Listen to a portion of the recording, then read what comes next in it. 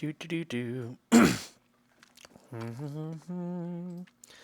Control panel, sound. Oh, these all the way? Oh, nope. Okay, they're all the way. Where's my water bottle? Do do do.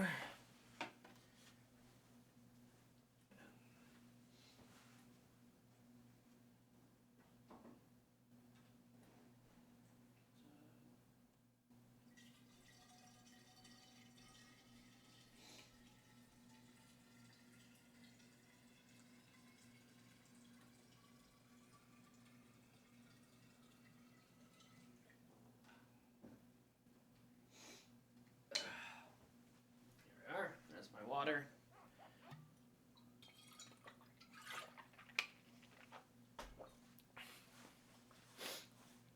Ah, my nose. Ugh. Yummy. Okay. What a lovely way to start the stream.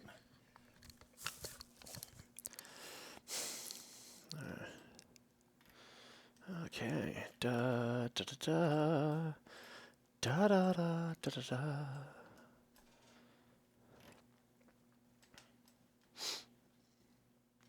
Hello.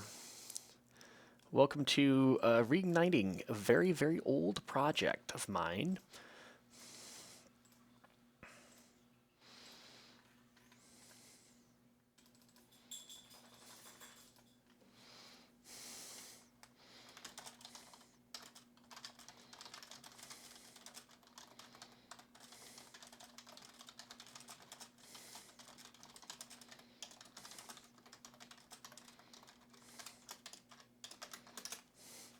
Alrighty. Hello, everybody.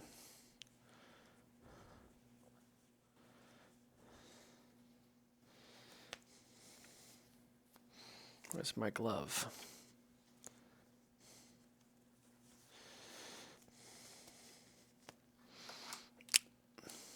All right. I also got an interview with somebody. All right. Cool.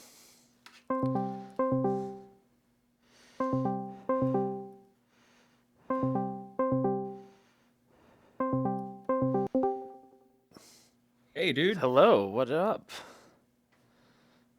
Hello, can you hear me? Oh, can you hear me? Hello, hello, hello. I think. Hello, hello. I mean, should be coming through. Something's Maybe wrong on your side. Your settings are wrong. I can hear you.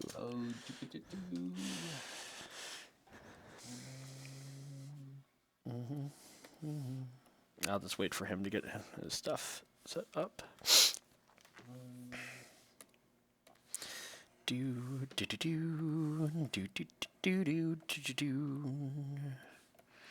Do do do do do do do do do do do do do do do do. Can you hear me now? Yes, I can hear you. Good. Can you hear me? Yes, of course, if I'm replying to you.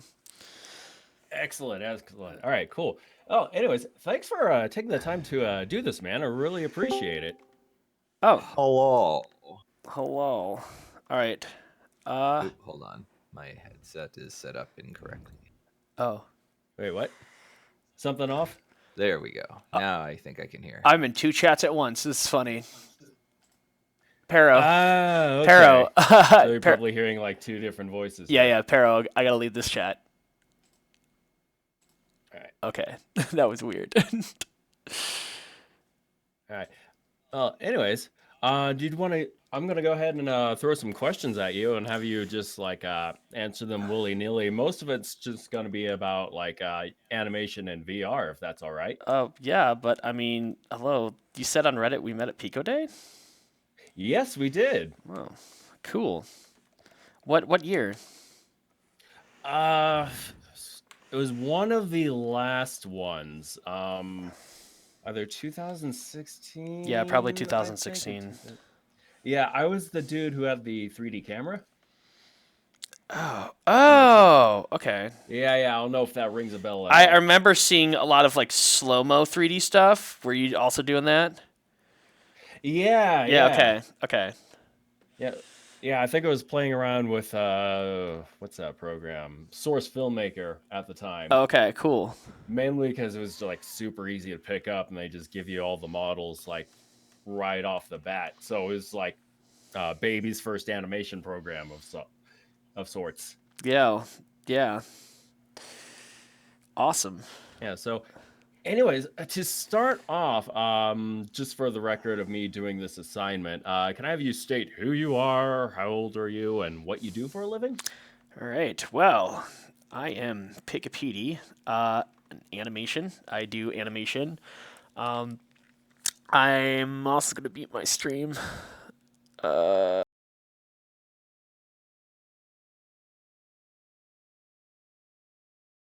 sweet.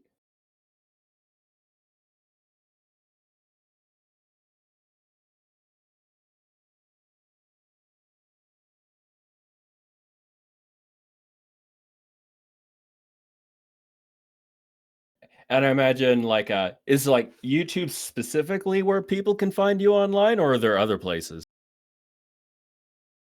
Yeah, pretty much YouTube. They can find me on Twitter and on YouTube. Um, I have this weird series out that's on actually my friend's series. He should get all the credit for editing it, but he's basically been filming us just in our weird shenanigans on BR chat and then making like a series out of it. It's called like the Shiba King series. Oh yeah, I've been seeing like bits and pieces of that. Yeah. Yeah, I was gonna get into a little bit of that. What really started, or basically, can you tell the story behind your avatar in Shiba Squad? Okay, so I needed to learn a few things that I needed, like a few skill sets that I needed for my job. Basically, my job slowly transformed, and if I were going to survive on it, it was slowly becoming more and more like a real time graphics, like game development kind of job, where you real time graphics and game Right. development. So I'm not a gamer. I don't really played too many games. I've never really made games before, and I was like, okay, well, I need some way so I can learn all of this new stuff, and also be interested in it because I know the way I work. I'm not a person who can read like a technical paper document and then retain anything useful and actually put it to practice. I need to get my hands Right. dirty. There's also the same time when So it like was like, a lot of stuff was going on YouTube, and the YouTube. I mean, I've been on YouTube and Newgrounds since YouTube since its conception. Like my oldest account is from October 2005. I've witnessed it go through a plethora of changes, and it's like the community. It's not what it is as it was. right, yeah. I do remember those early days compared to what it is now. Yeah, It's nothing like and it is and now. at that time, like no one was really concerned about like sub count or like getting money or monetization. I was all just making cool shit, and hey, I made cool shit. Let's check out my cool shit. Oh yeah, that's cool shit. Yeah, I'm gonna make more. It's all just about creating stuff. So I know the way with the social platforms kind of rise and fall. The creative community joins in. They make a whole bunch of cool shit, and then then their fans follow, and then at that time, if the platform doesn't establish a self-sustaining economy, it's walking the death march until it runs out of money. Right. But up until that point, no one really gives a shit about money. They're just doing cool shit, do cool shit, and I knew from just observing the way trends work, I figured that the next generation is probably going to latch on to a new medium, a new platform. The way my generation latched on to the internet and brought it up to what it is today. Like now it's mainstream and everywhere. So I saw VR chat and I Do was you have like, any like yeah, I was gonna say, yeah, keep going because I was gonna ask if you see any new trends, but then you mentioned VR chat. So yeah, go on. and I was like, I think VR is going to be the next thing that the next generation is going to latch onto and bring it up to like mainstream. And what that's going to look like, I don't know.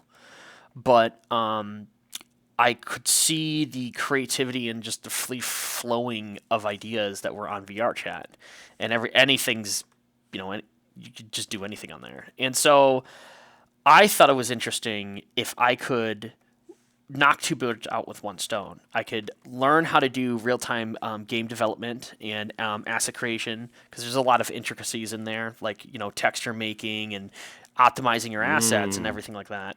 And also explore this brand new medium called VR with full body tracking. It's basically making you basically learn how to rig for motion capture. So you're doing like real time motion capture with and I wanted to see how far I could push the character animation within it. So you puppet the face with the controllers by the gestures. All right. Okay. I was going to say, I'm often flabbergasted by the amount of creativity I see in VR chat, mainly through YouTube videos. What would you say are some of the most amazing things you've witnessed in VR chat?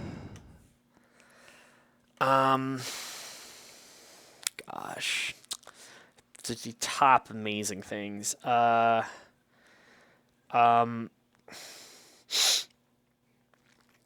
It's really tough because it's a lot. Like, I mean, there's from like the social aspect. I've seen people meet someone on VR chat at the beginning, and then they meet up in real life, and then they ended up getting married. So that was really cool. Shit. Yeah.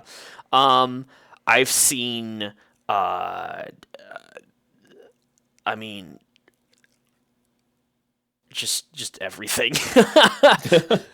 Like, and there's a lot of really cool creativity with jokes on it. Like a lot of at the very beginning, a lot of avatars had a like a comedy bit to it. So, like for instance, For instance, there was this one time I was in the hub, and there's this like really weird retextured Optimus Prime with like a UPS hat on, just standing there, and I go up to it, and he turns to me, and he goes, "Hello. I am Amazon Prime. You seem to have a delivery." And he pulls out the smoldering wreckage of a package that's like on fire, has band-aids over it, it's like beat to hell. He goes, "I need you to sign for this package to tell me it's in perfect condition." And I'm like, I'm not signing for that. It looks like shit. He goes, "I'm sorry, but weren't you the one who ordered next day shipping?" Oh, that is fantastic. And so, yeah, it's just the amount of detail people put into avatars just for the sake of like butt ends of jokes and like even like pranks for that matter. Not so much. I mean, you see some pranks where people like scare other people, but more often than not, it's just like a setup for some sort of punchline or a joke or something like that. Mm-hmm. Yeah. I was also gonna. So you already stated like what brought you to VR chat. Is it just like all the creativity in that community that just keeps you coming back for more and just like re-engaging with that community? Yeah. That's honestly it, because a lot of VR games are very much single player.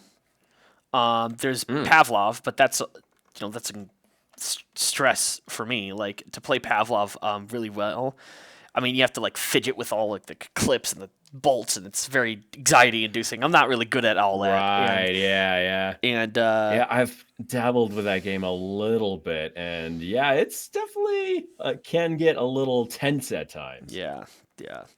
But yeah, it's mostly the community, and the just seeing what everyone's made is always cool. I always like to go and world hop around, because there's like always new levels being uploaded by anybody any given time. Most people just flock to the same worlds. But me and friends, we go up there and we're like, all right, let's go. What new fresh level of hell are we going to see today?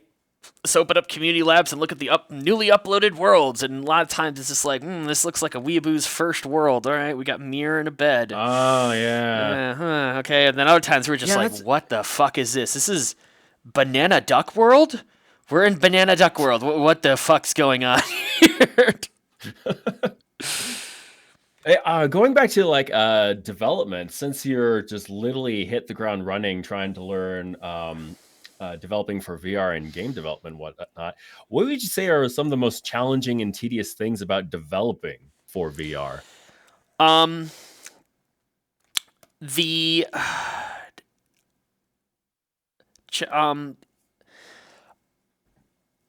the most challenging stuff. A lot of times, in developers will complain about this, and I don't think it's that much of a complaint. But setting up and testing it in VR requires like an extra step because you have to like build it, you have to publish it, and then you can like put on the headset and then test your thing instead of just hitting play, picking up the controller, and testing it right then and there. So the iteration cycle is just a little bit slower than normal development is today. So that's what a lot of devs complain about. Also, just like the audience sometimes themselves, or other developers sometimes themselves. There's not a huge audience out there. So if you develop for VR, you're not hitting you're not going to hit a mainstream market as currently. Right. Yeah. So that's one of the things, and you basically, if you develop a game from scratch, put on Steam, then you have to find people who have VR headsets that can play your game, then beg them to download it and play your stupid game. Whereas the reason why I like VR chat is that you just throw it up there, and then you work within the limitations of VR chat, which is basically all of your scripting is like an event trigger system, which is not really that ideal. You have to work within the limitations, but then you could just go into any place, go, hey, I made a game level, you want to play it? And I was like, oh, okay, I'm bored, let's go. Drop Portal, boom, off you go. Neat. Going over to hardware, I understand you own an Index currently? There. You cut out there on my end for a little bit. What? Oh, I'm sorry. I'll go ahead and repeat that. I understand you own an Index, right? I own the Index, I owned the HTC Vive, and I also own an Oculus. Oh, so you own all three. So you're trying to go making sure everything is cross-compatible? No, I just wanted to see that. I own all of them. I don't know. Index was my upgrade from the HTC. Oculus, I got an Oculus because I wanted to buy a VR headset for someone who was living with me at the time, so they could play as well. And then I justified that cost. Was like, well, I'm gonna, I could take the Oculus on the go, if I had the laptop, and I could just, because I don't need to wall mount anything. So, yeah, and then from there, the Index was an upgrade because I wanted to get my hands on those controllers and everything. Yeah, those controllers. Yeah, I was looking at picking them up individually, but it looks like Steam is clean out of them. You can just only buy the whole thing or nothing at all. Mm-hmm.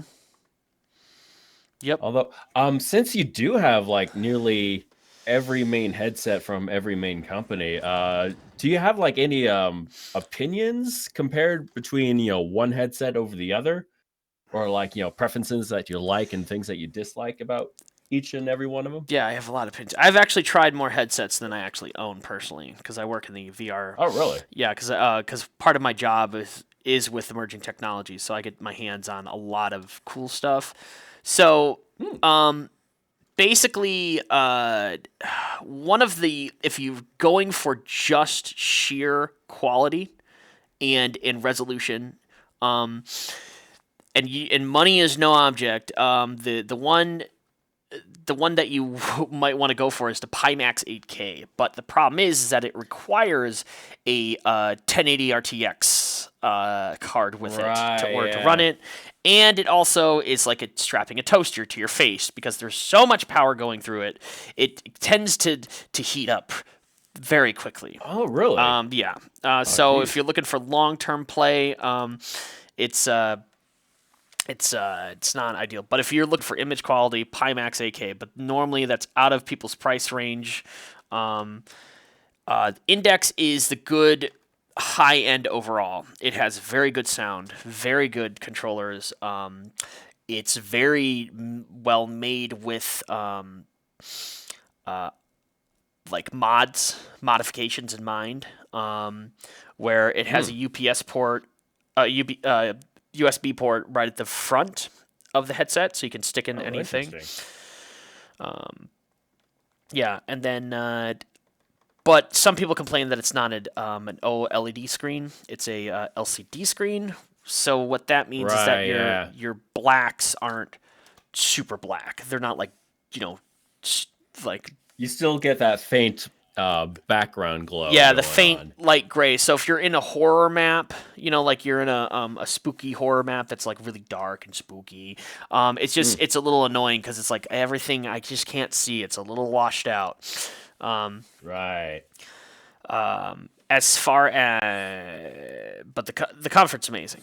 HTC, the Vive, the OG Vive. I mean, it's good. But it's not. But the Index definitely slam dunked on it as far as quality is concerned. Yeah. Pretty much. I think pretty much in every aspect. Now, if you don't have a high-end PC and you're looking to get into VR, there is the Quest. A lot of people scoff at the Quest, but does actually legitimately does have a decent.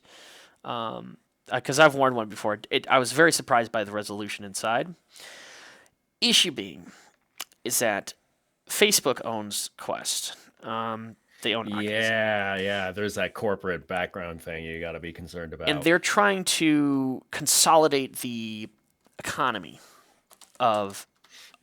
So if you are fine with, it's like, almost like the same maneuver Apple has been pulling, where if you go complete Apple, full on Apple, all right, everything just works. It's beautifully, but good God, is it expensive? If you have like an Apple computer and you always have the latest Apple, like everything you do is just Apple, and it's always up, it's always up to date and the latest stuff.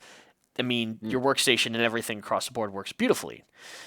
There's no like fiddling with like drivers or anything like that, but I mean, your pocketbook is going to be crying just at the you. ecosystem is nicer, a walled garden experience. Yeah. But that's what Facebook is trying to do. And if you're looking to if you play a game and you're like, wow, man, I really want full body tracking, and you have Oculus, it's like, sorry, buddy, it's going to be expensive and buggy. Whereas Steam VR, because there's really only one. There's the Facebook with the Oculus app, and then there's Steam VR. Those are the only two platforms they're basically doing it. If you go with Steam VR, it's very much more modular. You can have because I have the Index with controllers, but when I play VR chat, I like to play with the Index headset on and the Vive controllers because I can puppet the face easier. Yeah. Huh. Only because I can puppet the face easier.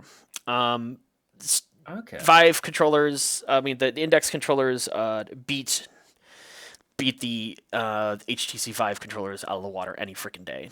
Any other game I'm playing with the Index controllers, but just VR chat because the way they set up the how you control the face and the gestures, I just find it easier. Oh, so do they have, or does VRChat have support for the Index controllers yet, or is it still kind of like it does buggy? Okay, it does. All right. If you don't mind, I'm gonna take this conversation over to animation, starting off with how you got into animation in the first place. I did it one day. Thought I was gonna be an engineer because I didn't really know what to do. I grew up in a community that really didn't have any artistic background, I guess. So I grew up outside of Chicago, but not the suburbs of Chicago.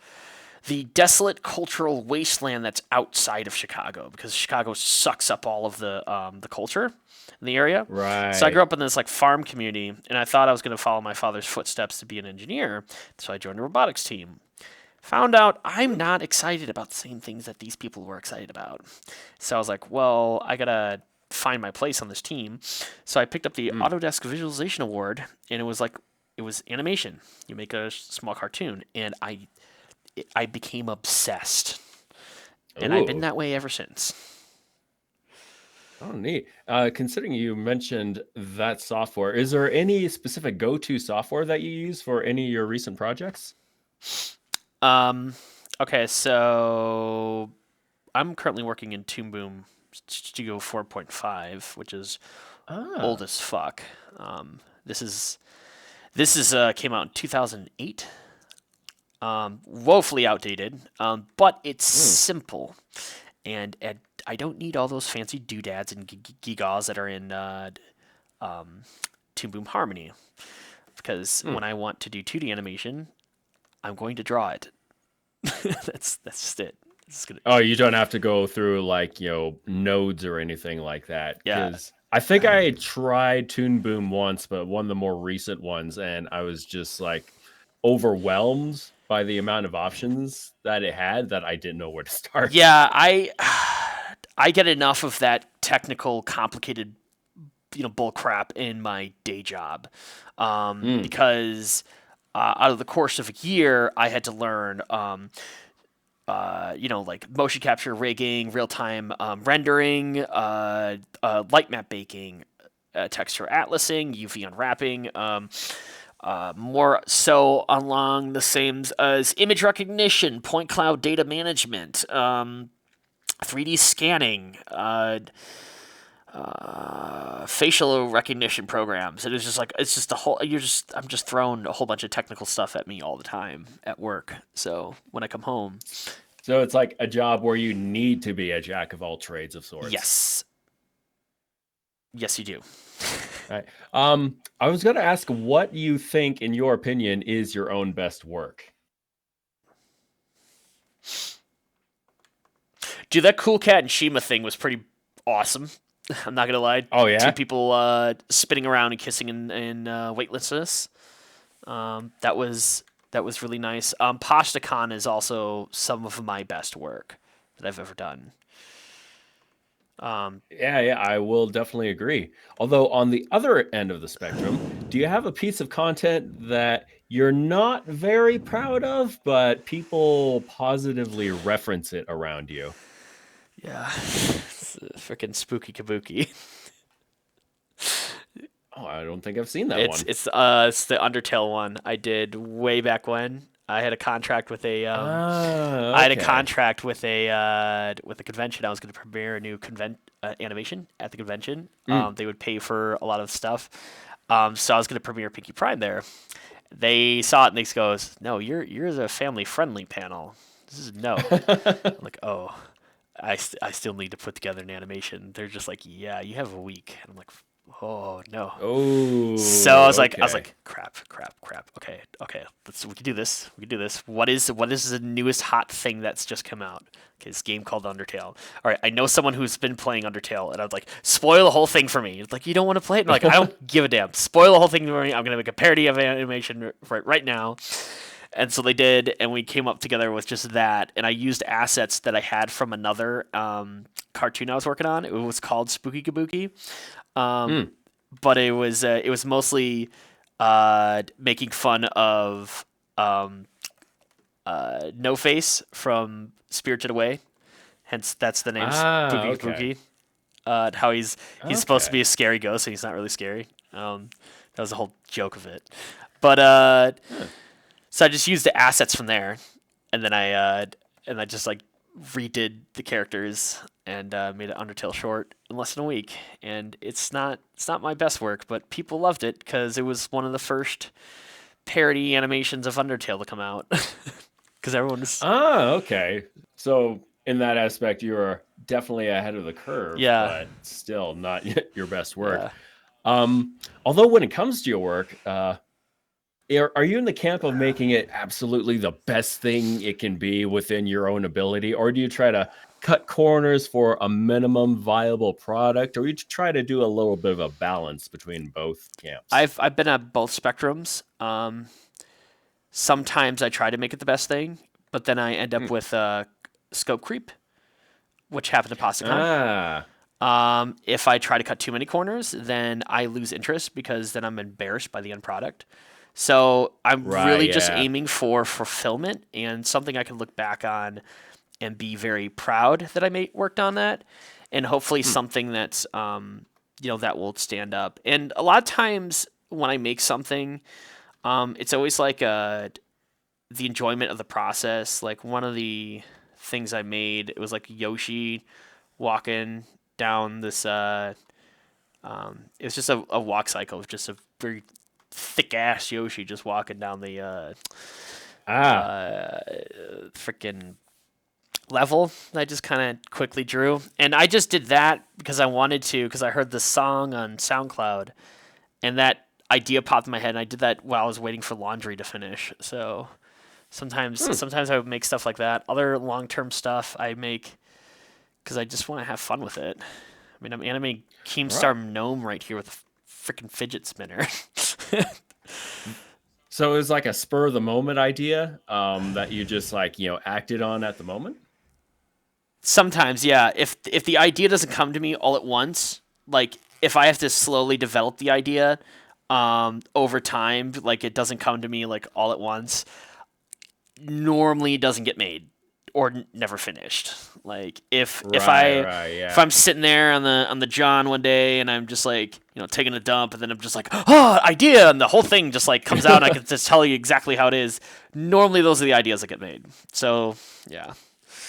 Right. I imagine do you get most of your ideas from those spur of the moments, or do you like have you accumulated like a backlog of ideas that you like, maybe I can work on this later, or maybe you can go back and maybe mix and match them later on? Constantly. That's actually the hardest part though of making an animation, is finishing your current project, because it just takes a while. And then as you work on your idea, your brain is scrapped for just it's just tired of looking at the same thing every day. If you work on it every day, so eventually, Right, hankering to work on something new. yeah, it's just anything becomes the best idea. Anything different. How extensive would you say your idea backlog is? Like, do you usually write them down, or do you just like make little mental notes? Sometimes I write them down, sometimes I make mental notes. Like I had this idea this other time. And I don't know if it'll ever get made because it's just a dumb idea. But we were talking about what the new Shrek movie would be, and so we were like, okay, let's come up with the most bombastic, stupid idea that we could think of. And I came up with something that was like, okay, one of Shrek's kids comes out as a female trans, and Shrek gets angry. He's like, God, no! And he storms out of the swamp or whatever, gets cursed by a wizard, and becomes invisible. So the scene is like, Donkey, I've become transparent. It's like, I know, Shrek, your daughter's beautiful. No, Donkey, can't you see? No, I can't see you, Shrek. Where are you? God damn it, Donkey!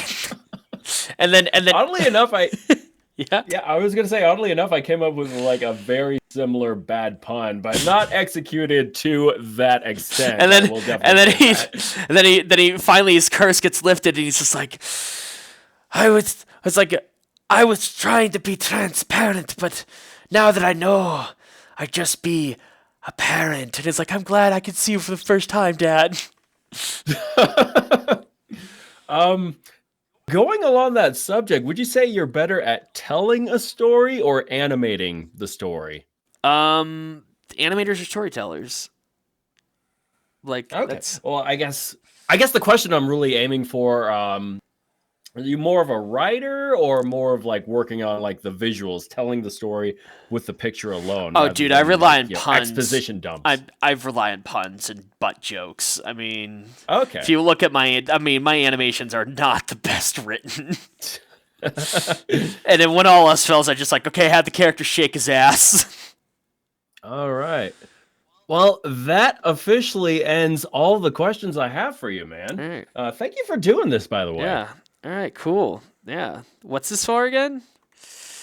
This is for a little class project that I'm doing. I'm still going through school right now, but since it's like a perk as far for the full-time job I'm taking. I'm like not paying anything in tuition, so I figured, dude, nice. might as well, yeah, free tuition. Might as well get that piece of paper while I'm working here. Yeah, nice, nice.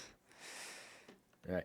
Anyways, I'm gonna go ahead and let you go. Thanks again, and have yourself a good one, dude. Dude, you too. Yeah, it's pleasure doing this. Mm-hmm. I will catch you later. All right, see ya. See ya. All right. Hello.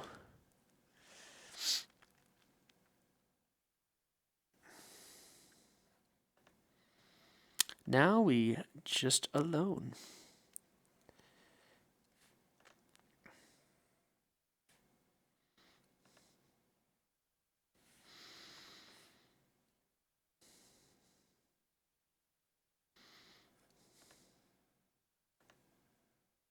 Yeah. Fucking fidget spinner. 2019, I'm animating a goddamn fidget spinner.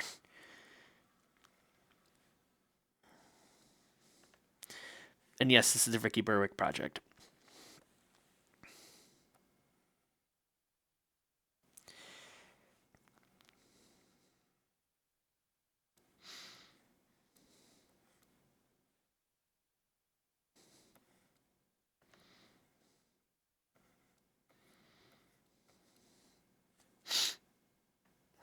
Yeah, it works.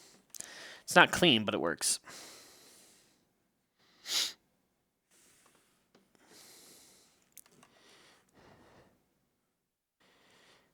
Okay, there we go.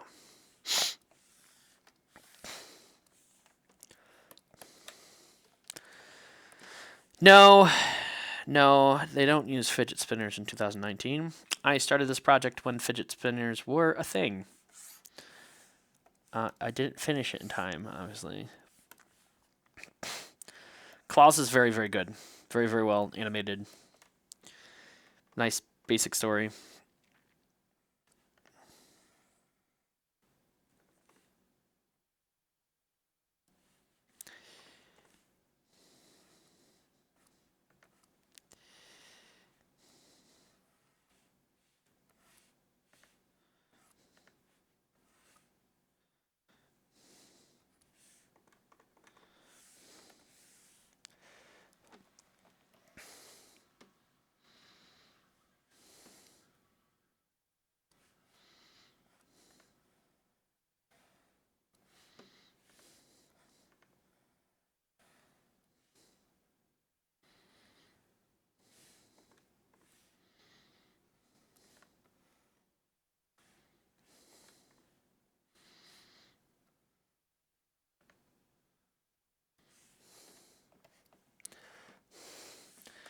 Yeah, I actually don't have Netflix, so I mean I've seen clips of the shows, but I've never actually sat down and watched them.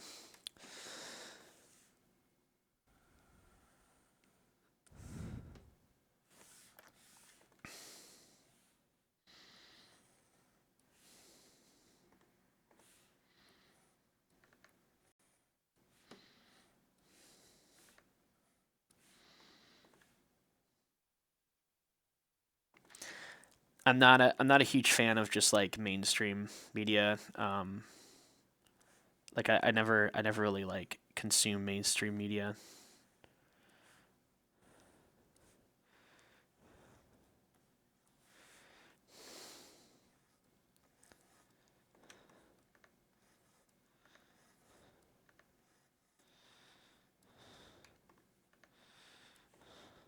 Oh wait, he's got teeth. Okay.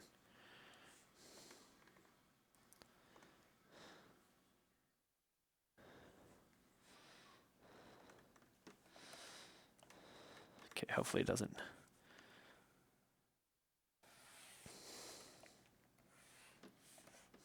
Make sure that's cut off at the end. Brah, brah, brah. I should probably announce on Twitter that I'm streaming. Da-da.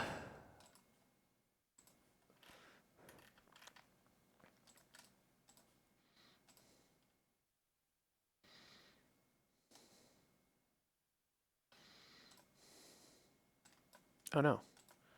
No, wait, I don't. No, discard. Home. What's happening?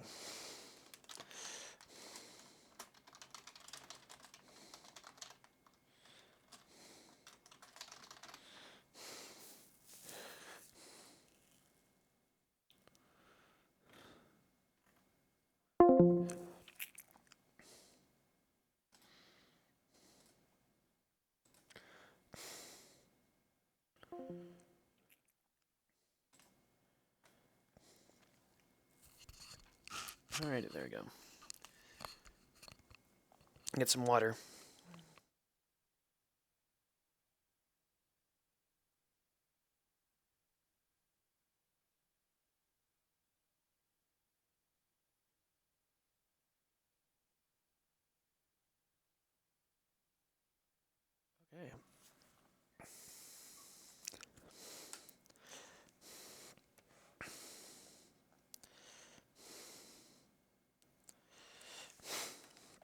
Okay.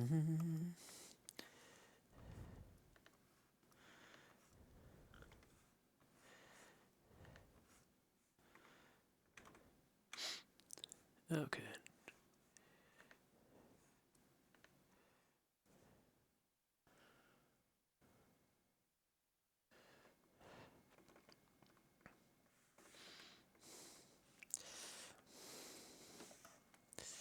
I've heard of Vlare, the new YouTube alternative. I've not heard of Vlare. Yeah, I've not heard of it.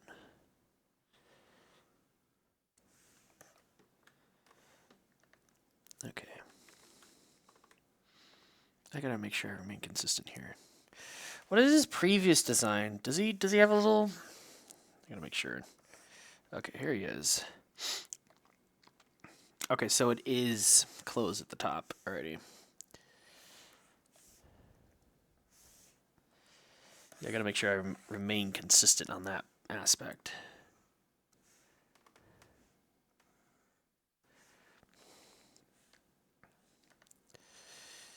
Yes, it indeed has been a while.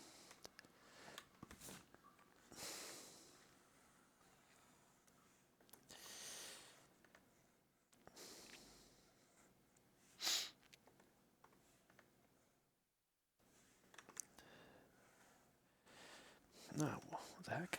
There we go.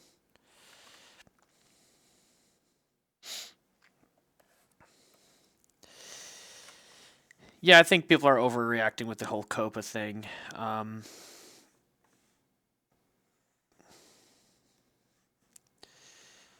have full confidence that my government has no idea how international YouTube is.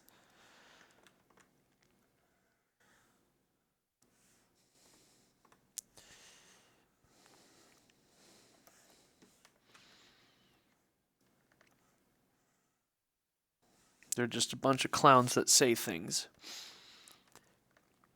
Let me just go watch the Congress hearing when the representative from Google was there in front of Congress, and they're just like, "Does my phone have the Googles?" Hello, Charles Mollis.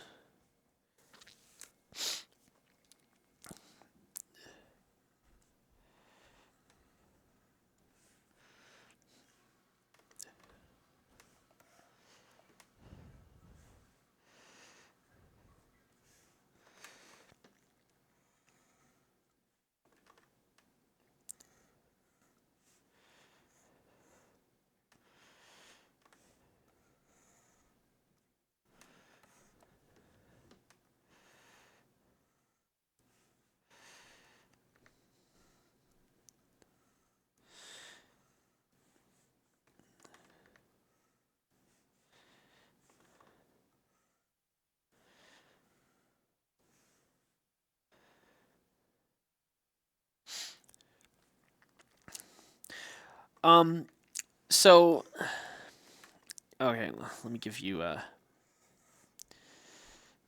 little guy's hint. Most of the YouTubers that are talking about Copa don't actually give a shit about Copa. They're talking about it because it's a hot new ticket item to talk about.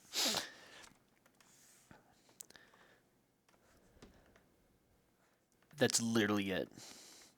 Everyone made videos on it because it was a hot new shit thing to talk about.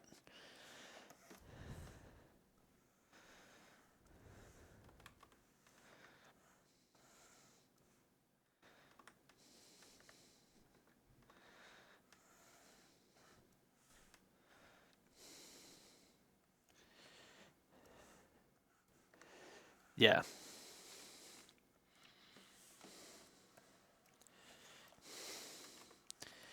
Pretty sure.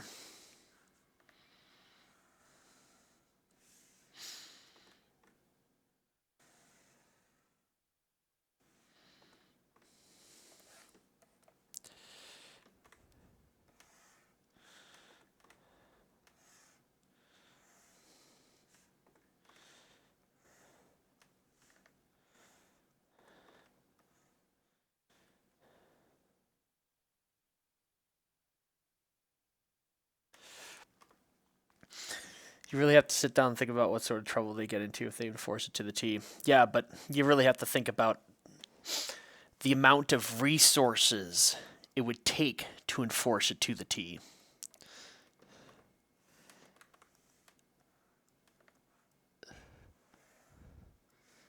And they can't. They literally cannot do that. Because what are they going to do if someone who violates COPA also lives in Switzerland? Is the U.S. government going to fine someone who lives in Switzerland $40,000? I think Switzerland's government will have something to say about that.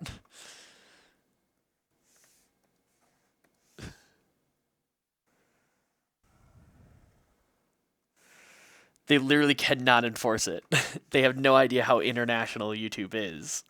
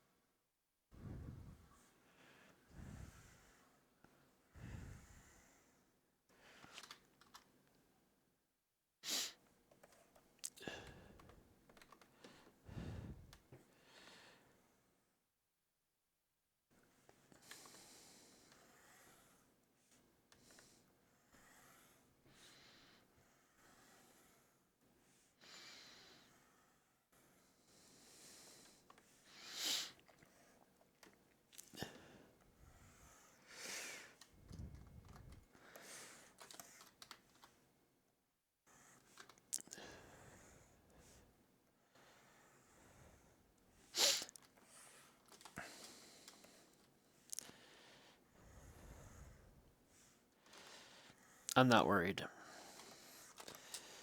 If all else fails, I can take my skill set and go to another platform, which I have already done.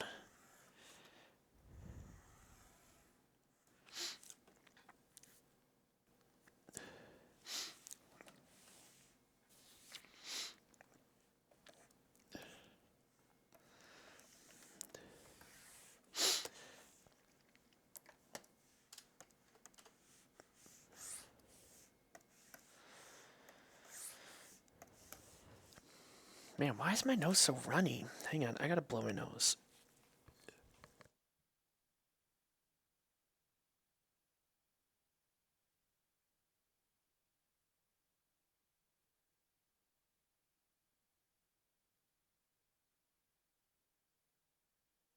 So yeah, literally the whole COPA thing is just you cannot collect you cannot collect data on anyone and use that data from anyone under 13 years of age. And so YouTube was like, yes, correct. All right, we to have an account on our platform, you have to be 13 years of or ages 13 or older. And they're like, okay, cool, but Google, why are there a lot of baby content on your platform? And they're just like, well, 13-year-olds that really like baby content? Why are there targeted ads towards this baby content? What? And they're like, Google, we're not buying your bullshit anymore.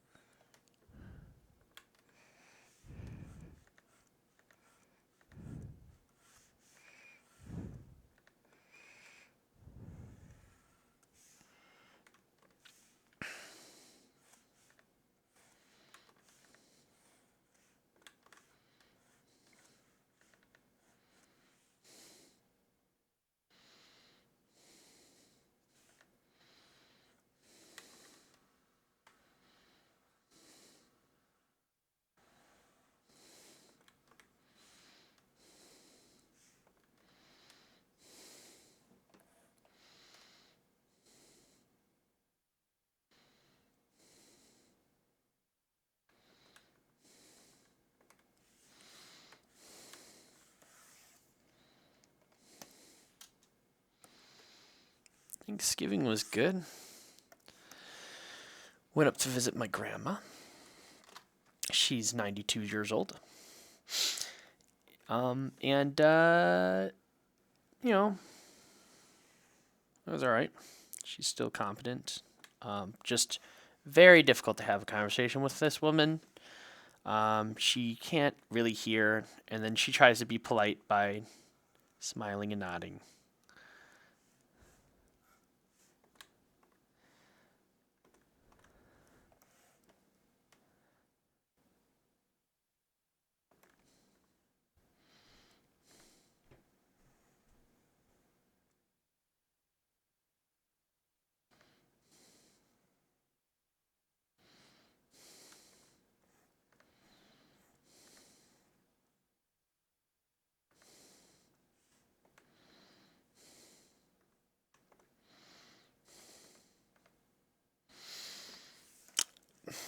Listen, there's always like a doom and gloom thing coming around the corner on YouTube. I've been around this game long enough. It's always doom and gloom.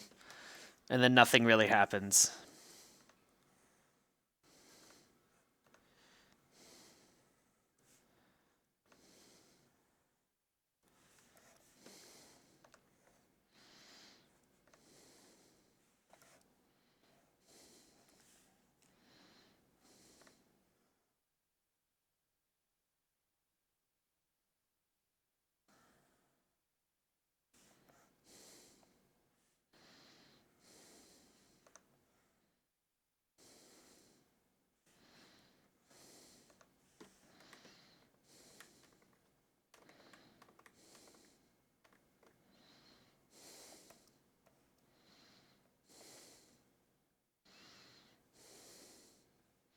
Finally get to play with 3D rigs.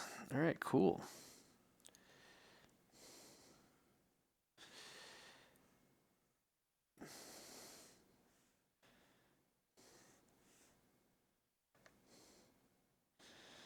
You know, this fidget spinner isn't really accurate, but I'm not really gonna care. It's a stupid fidget spinner.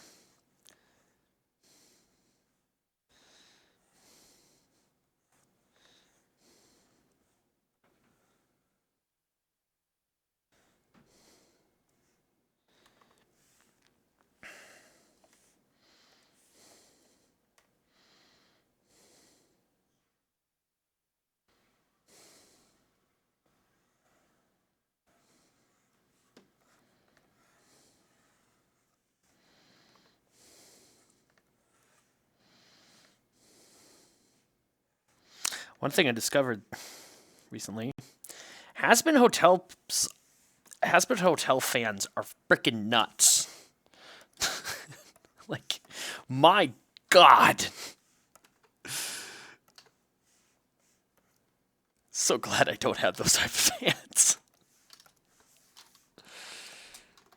Oops. Holy crap. No, thank you.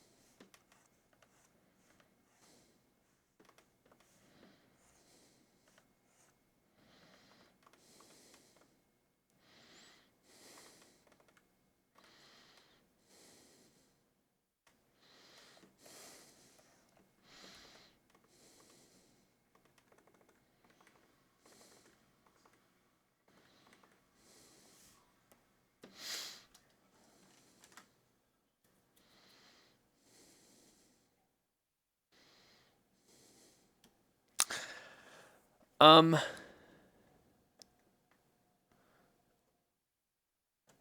Honestly, your fans seem really chill, and I'd kill to hang out with the Shiva Squad. Yeah, the Shiva Squad. They're holy crap. That is. That's your opinion on the pilot. Hello, boss. Um, I think the pilot sets up a very, very good premise for a show. It's kind of brilliantly executed because every episode you could just have an endless stream of just new characters coming into the hotel over and over again. So as far as the premise goes, it sets it up really well episodically. Then you can slowly see like the changes from the characters. Obviously, like characters like Angel Dust is gonna have to go through some sort of transformation as they explore his character more, because otherwise he's just a quagmire. Which is fine. It's fine for a pilot, but I mean his jokes will get old. So I expect to see some growth there. As far as I think I think she did hit on a market that a niche market that wants to be that people want. Because if you look at a lot of adult-oriented cartoons, they seem rather crude. Like even like BoJack Horseman, it's like everything's like really stiff and it's all like puppet-based cartoons. Not a lot of budget. It doesn't look nice. It's not nice like Has Been Hotel. But all the nice animation's always saved for like family-friendly stuff, like Claws and Green Eggs and Ham.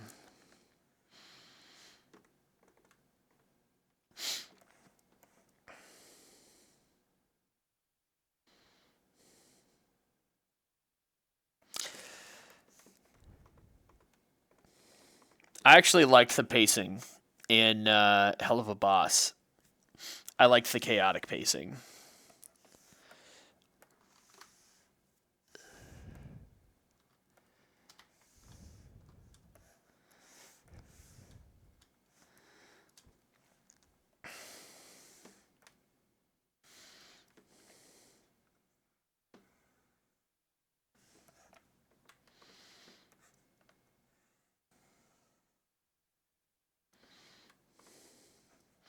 I know people complained about too much swearing in Hell of a Boss, but if you actually break down the characters who swears and who doesn't swear, like a lot.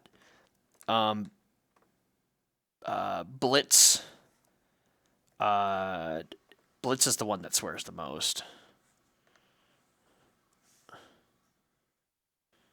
and then his like adopted daughter Luna obviously takes after him, but the other two they don't really swear that much.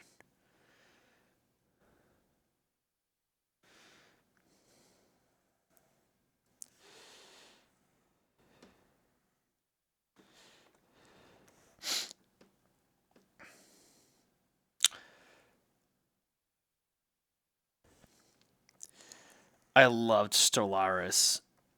Stole the owl the dick guy. Brock Baker did a really good job with him.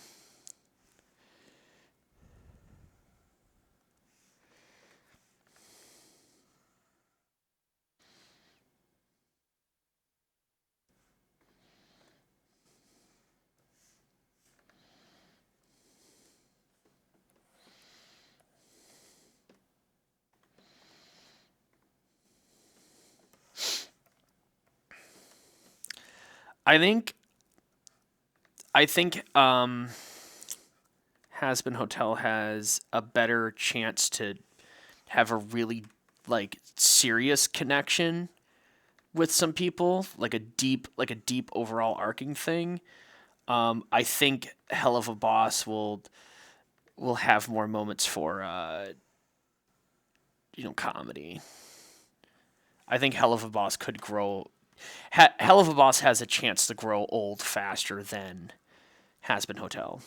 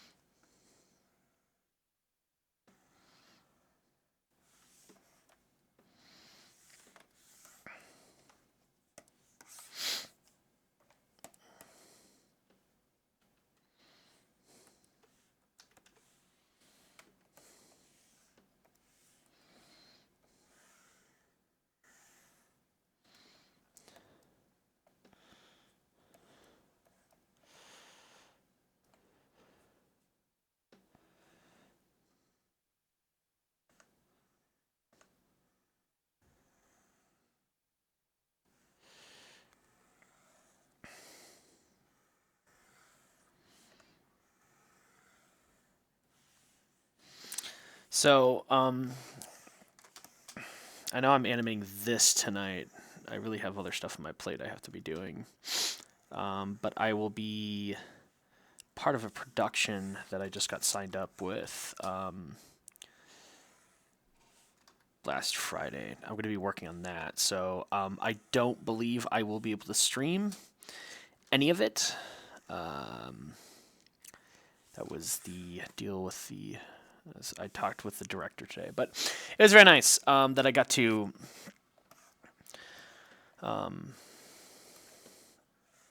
you know, I called out on Twitter that I wanted to be a part of a 2D animation production.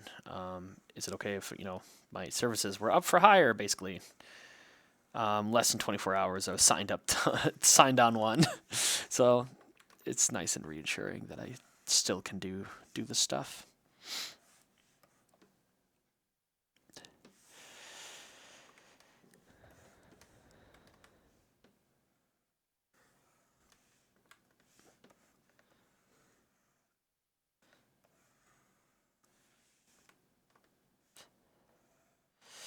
You'll be working alongside a Kibba dog lover.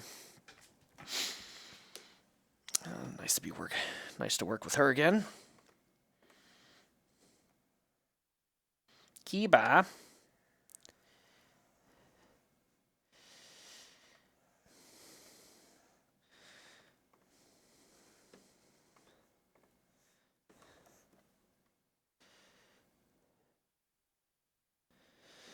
Oh, I've already done two paid projects in 2D. One was with DreamWorks TV on the show Too Loud. That was fun.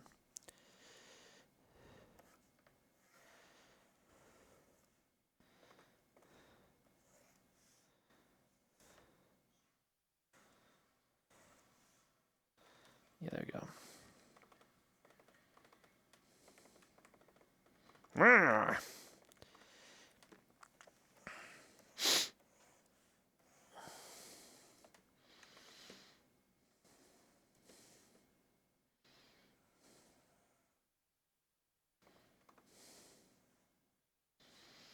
Twitterbird, you're kind of in the way.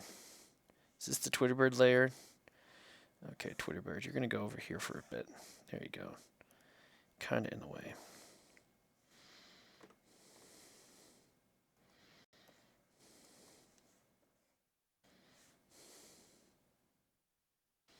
Yes, I've met her before in real life.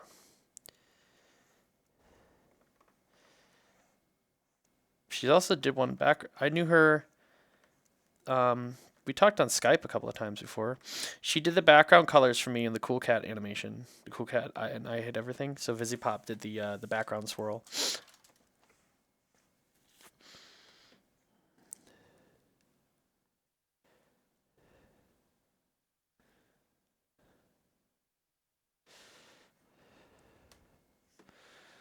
What do you do when you usually forget to put stuff on another layer? I just copy and paste it to the correct layer.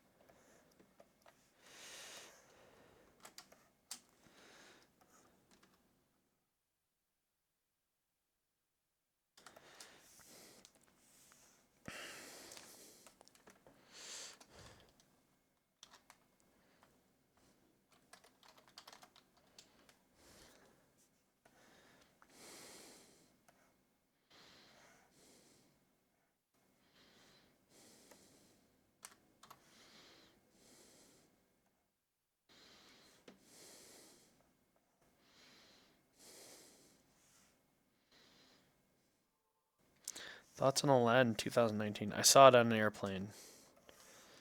That's basically it. It was a movie.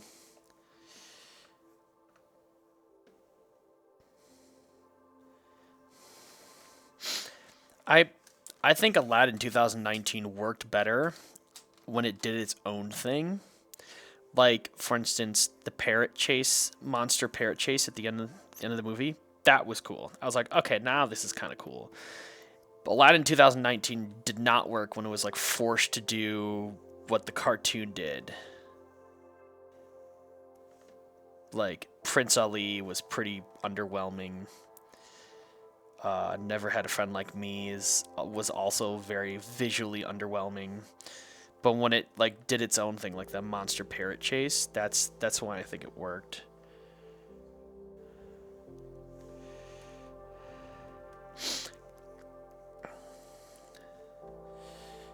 I refuse to see the live action Lion King.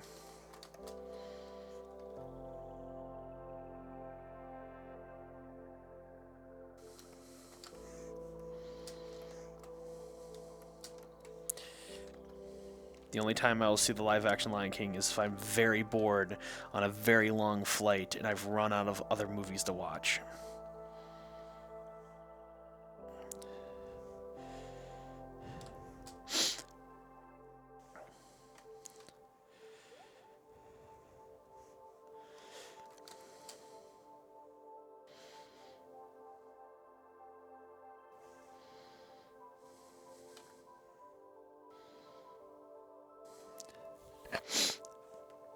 Sniffles.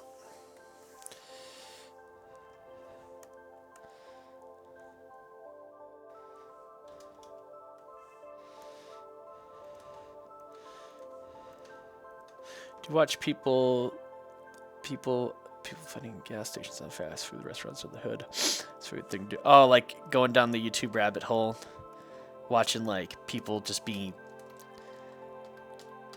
just the worst kind of people ever.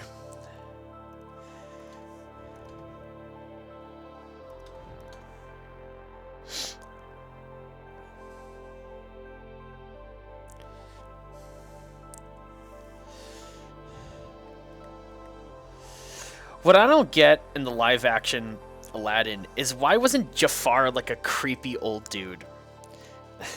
Like, cause it makes more sense that way.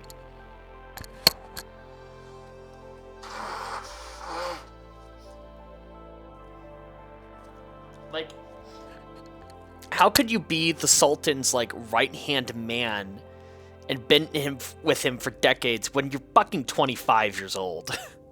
Like, he looked like he was 25.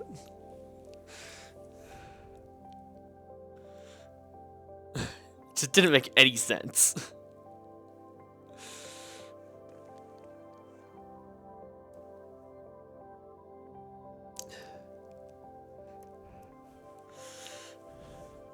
Talking like Jafar. Did I say Jafar?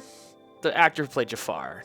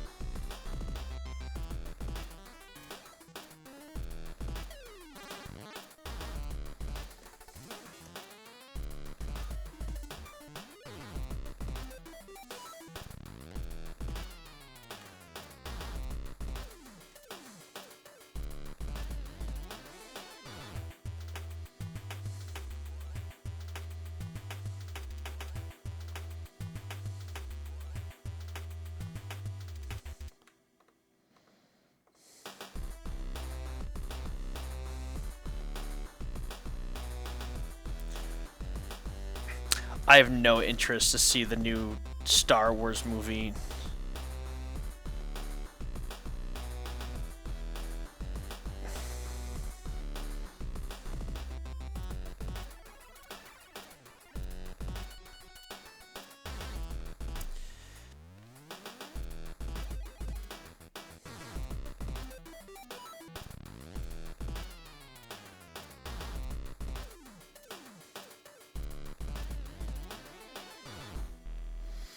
And not because, like, you know, Luke is in it or Princess Leia is. It's just because there's just like nothing. I have no interest in finding out what happens to any of the characters.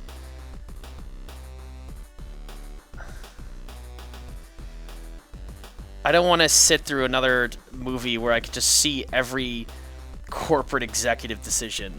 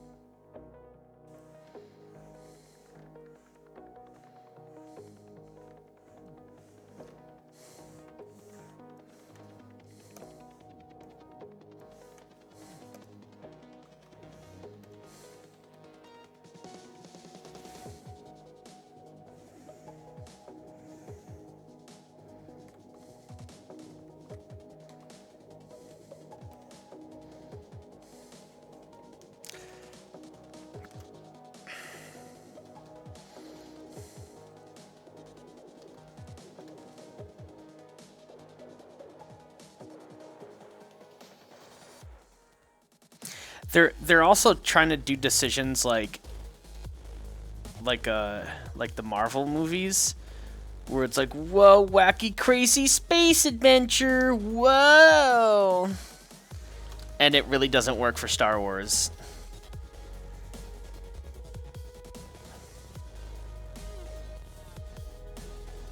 There's an editing formula that they do. Action, action, action, action, action. Cut to some character going, whoa, for like comedic shot. Action, action, action, action. Cut to comedic shot. Action, action, action, action. Cut to comedic shot. It's very boring to watch. For me to know this formula and the way they're putting it together, it's incredibly boring. I was like, and BB-8 saves a day in 5, 4, 3, 2, 1. BB-8's on the screen, ladies and gentlemen.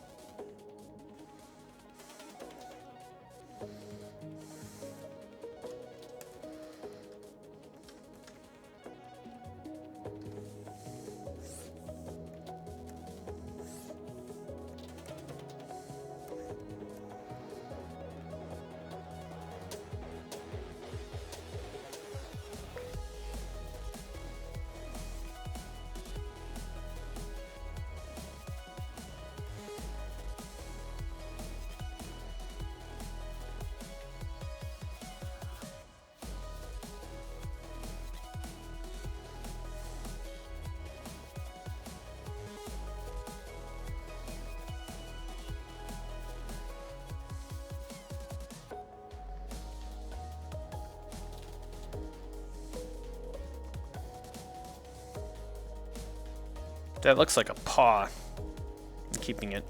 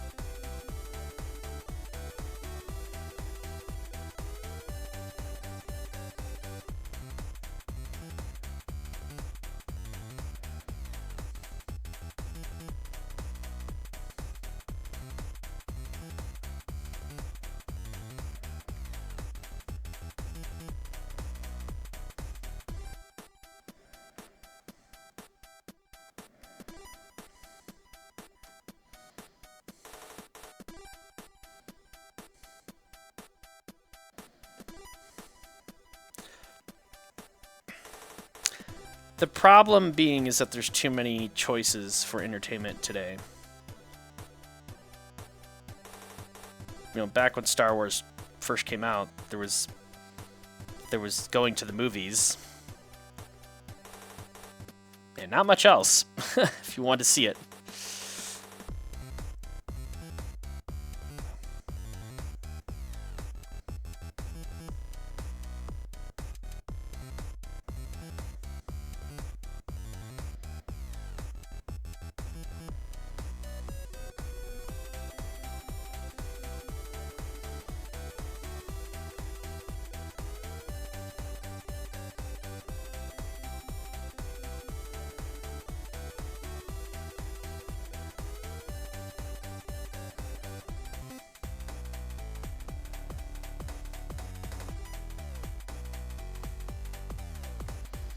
Not too much further than I was last time. I'm doing a lot of cleanup. Cleanup takes a while.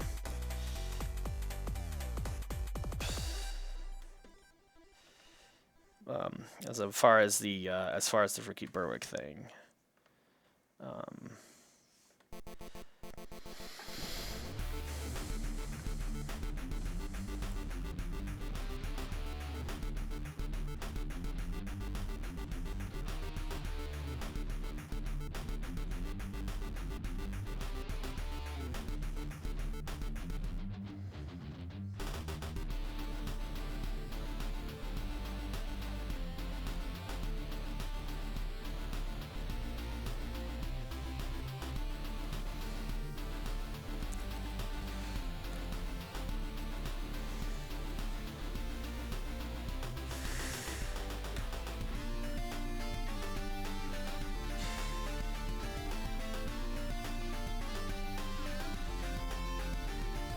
I'm gonna leave this fidget spinner out. I'm gonna do the next pose. Wait.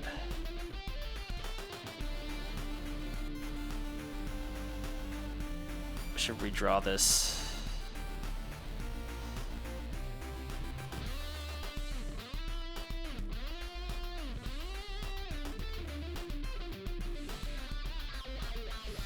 Am I ever going to animate MLP related content again?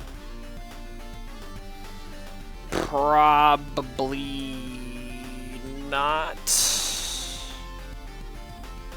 I don't know.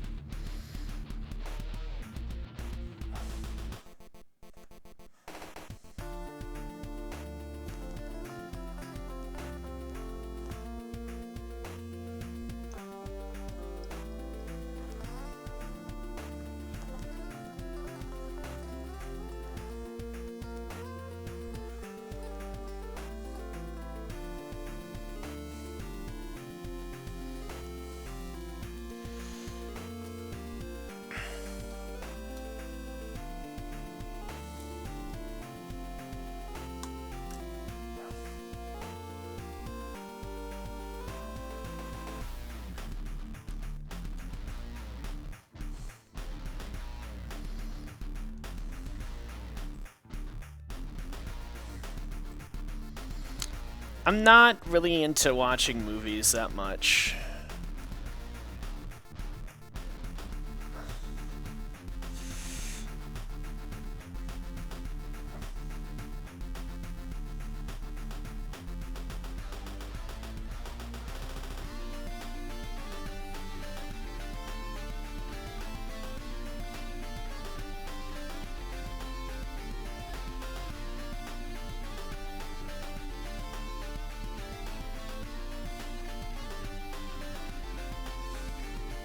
Hey, it's Animate. How's it going?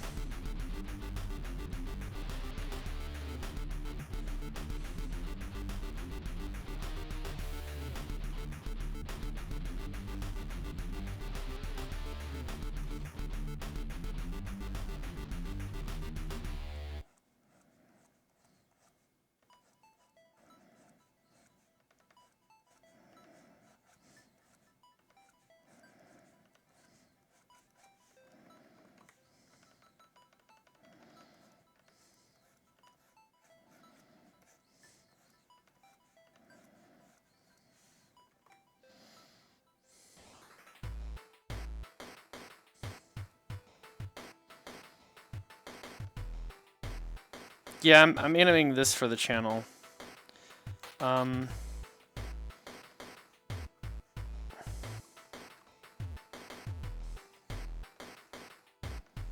Hopefully. I don't know.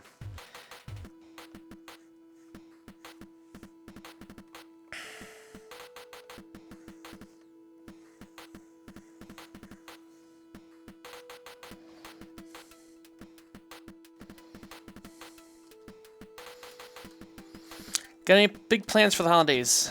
No, I don't.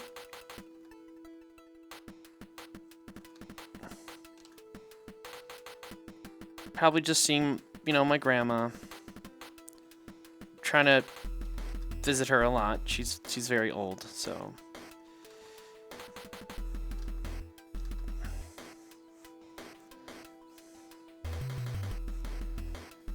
See my cousin's, you know, kid.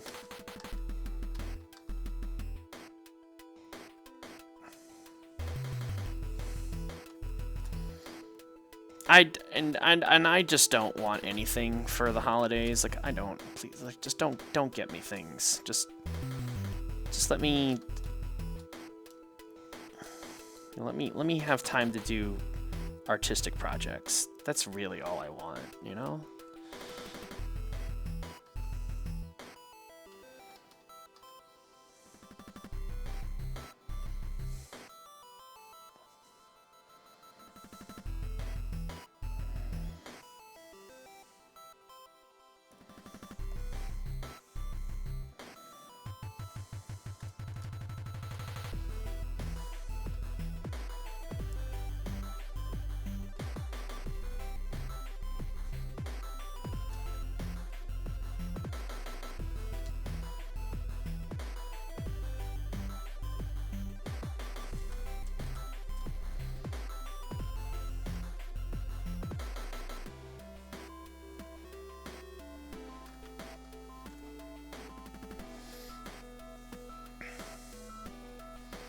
Show you what I'm working on.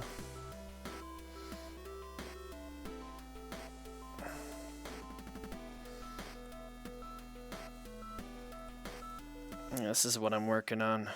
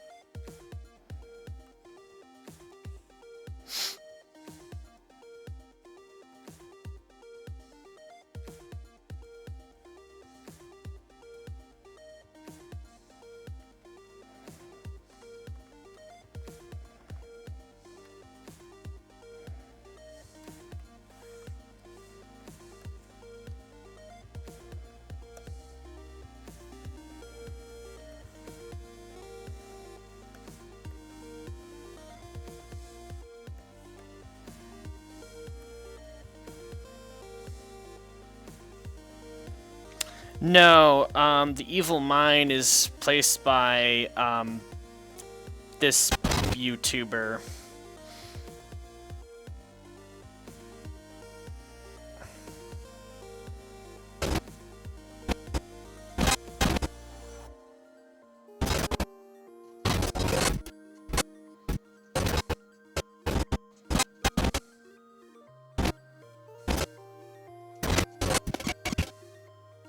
I like all these poses. I'm really proud of all these poses right here.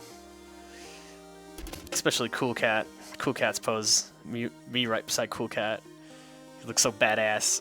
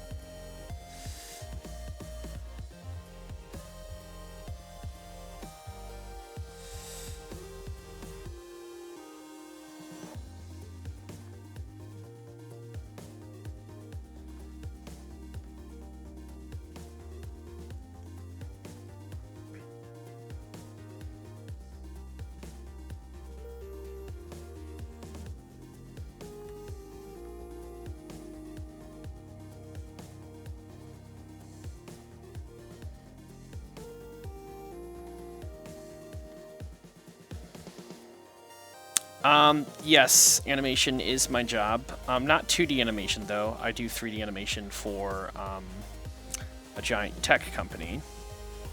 So I work a lot in real-time animation.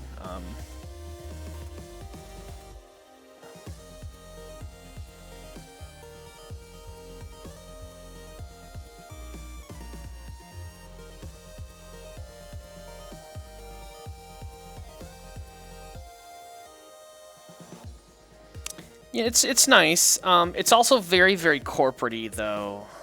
It sounds a lot cooler than the day-to-day tasks are, because a lot of stuff is like, you have to be very corporate about it, and there's a lot of meetings and documentation. It just bogs down the process. But I have gotten hired on a couple of 2D animation jobs before, like DreamWorks TV and everything, so... Yeah, the channel's a hobby.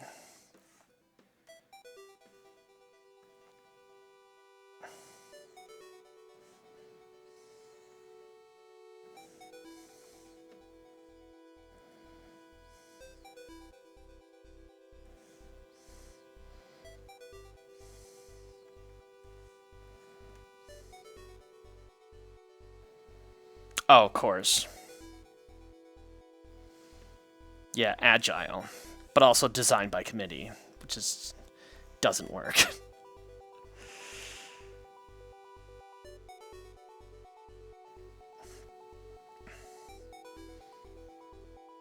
How you get your work out there? Just make good stuff, and it kind of takes a life on its own.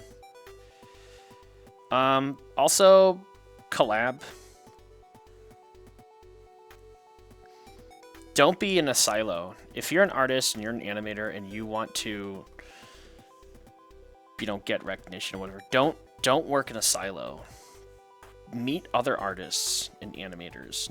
Meet people who do and like to do the same things you like to do.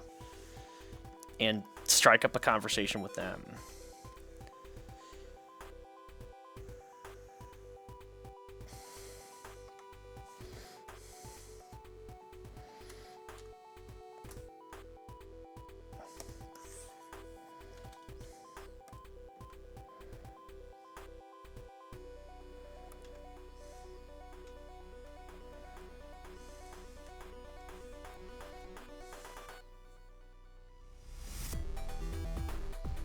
Horizon Shot says, "Please notice me, senpai.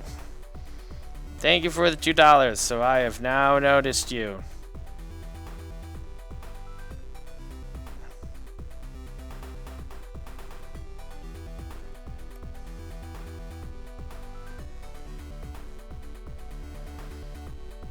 I like to say that I hate this G-Force logo with a passion. I hate this logo.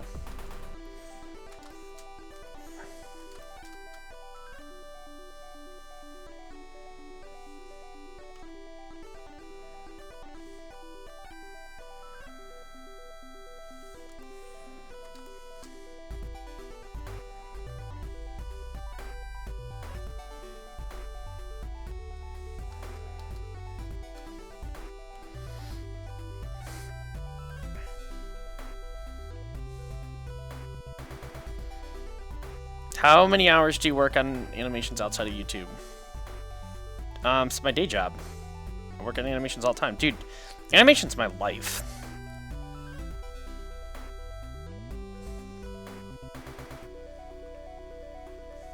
Like, literally is my life.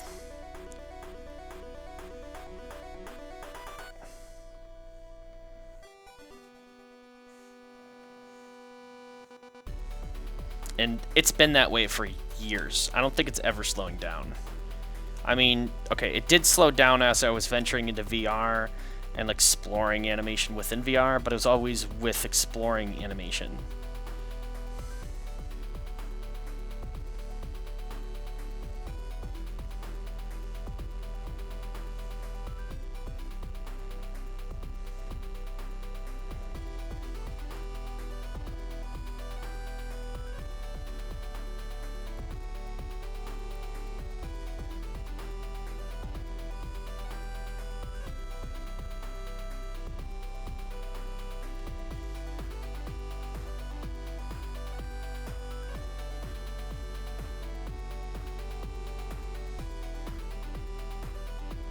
No, I cannot work on my animation.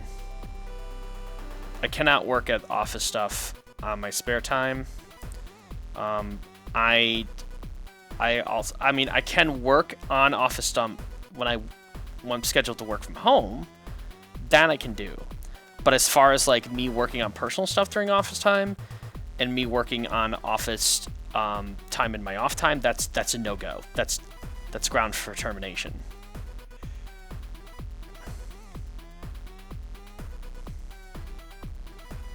So a lot of times, if I have nothing on my plate during office time, I will be doing more of tutorials or classes, you know, like learning a new skill set.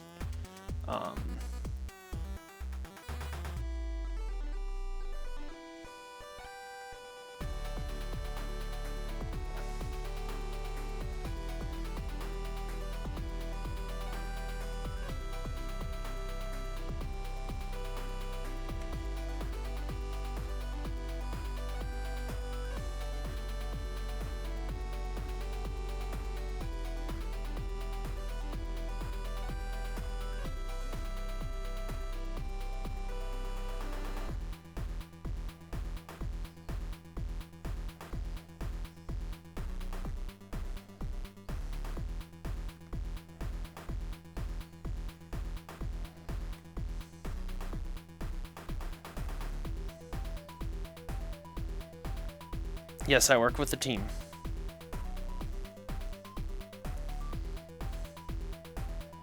Yep, we have daily sync-ups. We talk about what's there need to be done. You know, it's a team.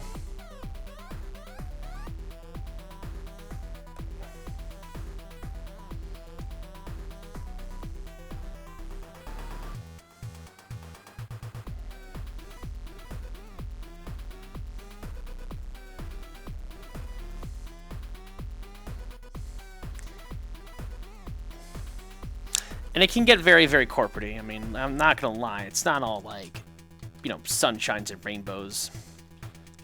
Sometimes it is drab and boring.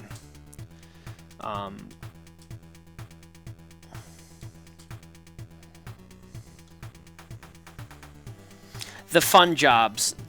In my career, all the jobs that were like really, really fun were the ones that paid garbage.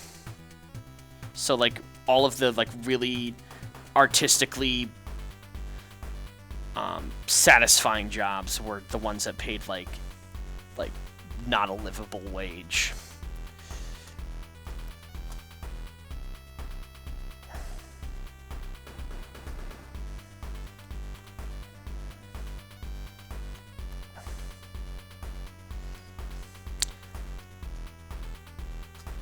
Do I ever find animation stressful?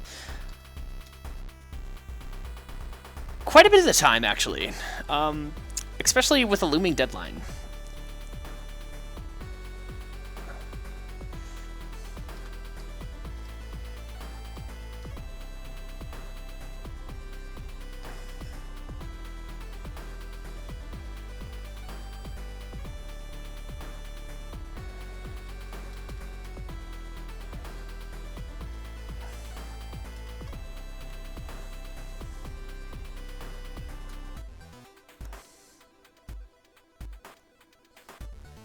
But you can't let that stress get to you.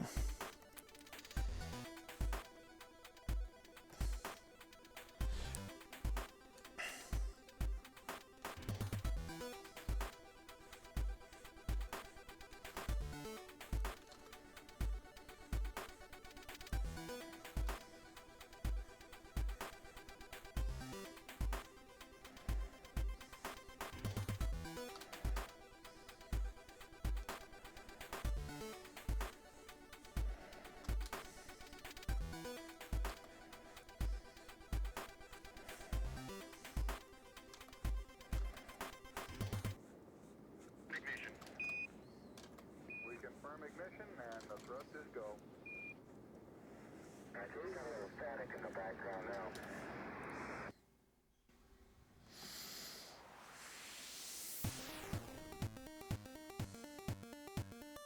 Yo, Ricky, what up?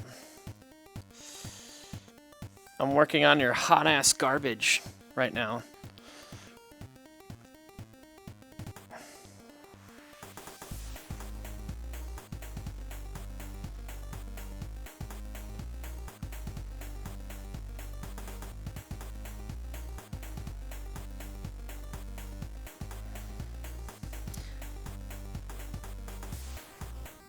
The fucking nightmare of that cat tweet that you posted earlier today. What the hell was up with that? That is my paralysis demon.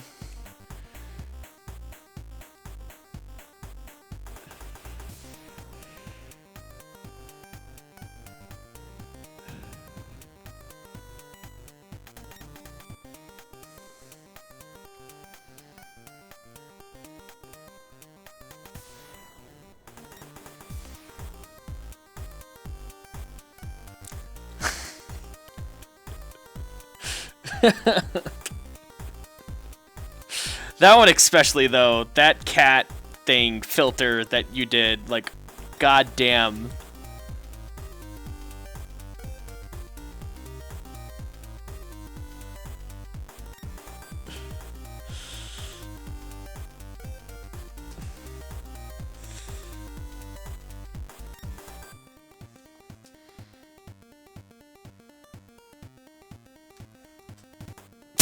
That's a Snapchat filter?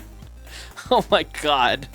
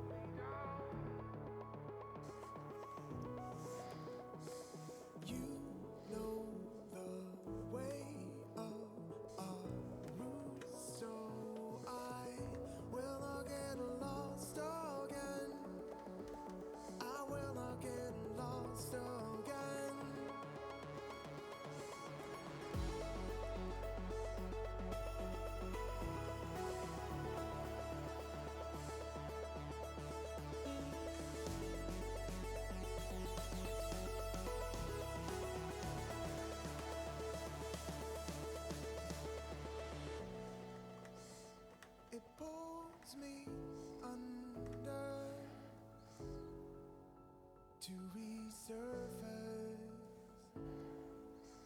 as a hunter, you see purpose in me truly. I will not get lost again. I will not get lost again.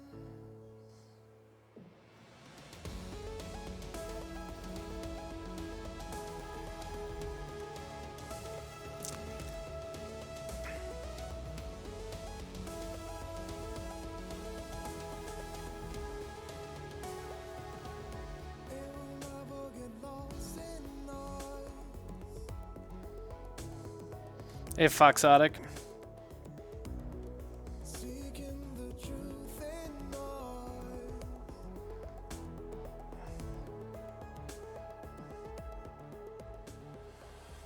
Foxotic with a animated emoji? Wait, they have those now? It's a fat pear jiggling his pear body.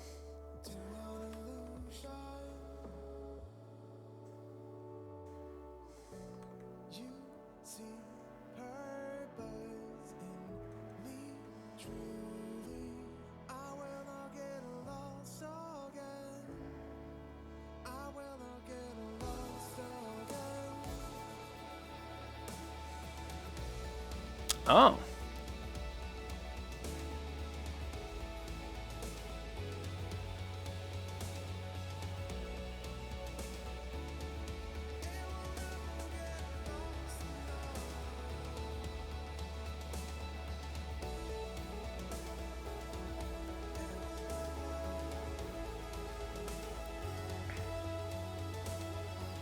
Did you guys see the new Shiba short thing? Oh, look, it's a little Chiba. Oh, that's cute.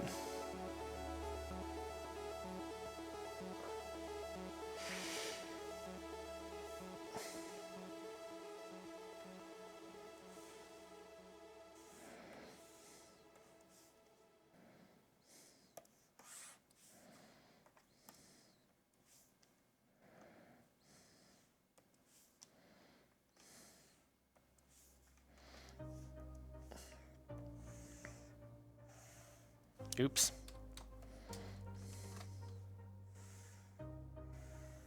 Ah.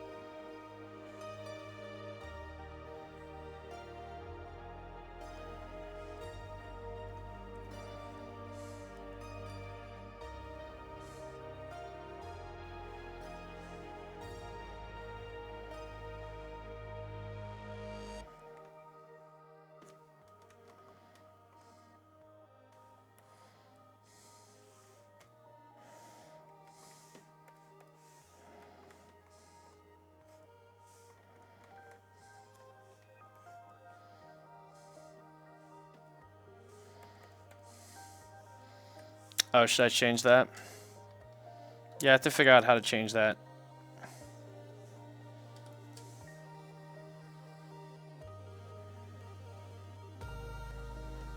The made for kids thing. I haven't looked into figuring out how to change that. I'll get around to it eventually.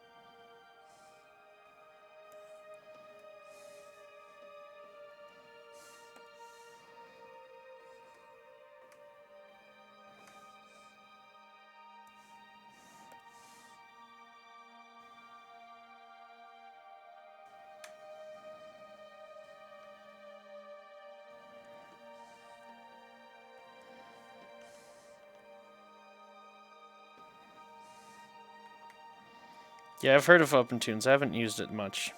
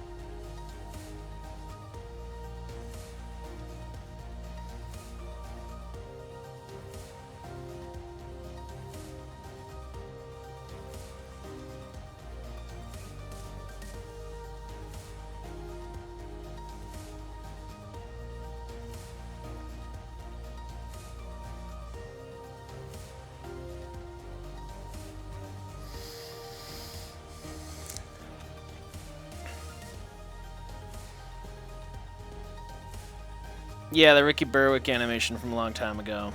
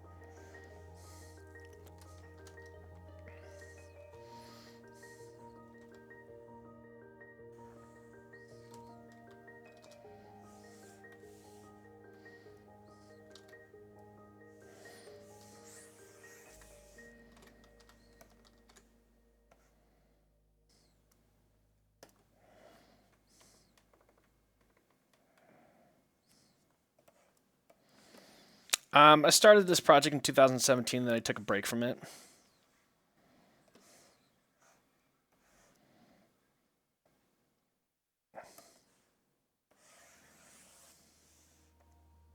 Oh, cool.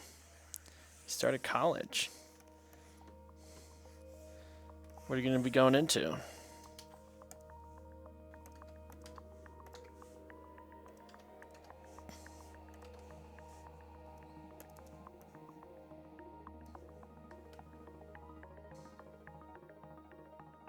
Oh, nice.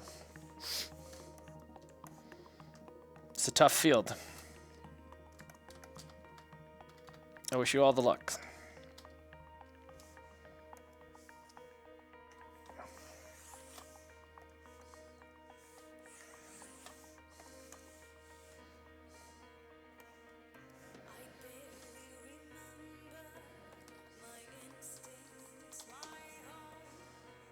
Brr. See how it looks. Brr. Oh, wait.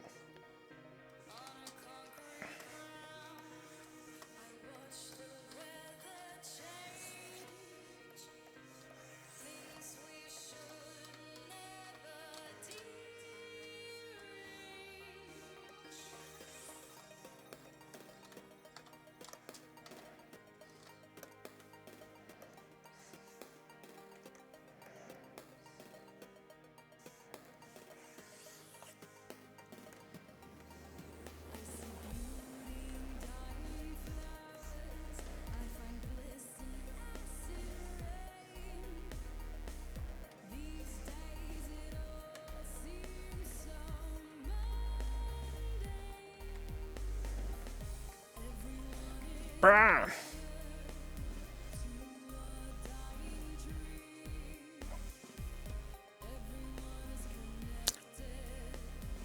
Well, the fidget spinner really doesn't spin, but shit. Oh well, you know, I'm just leaving it.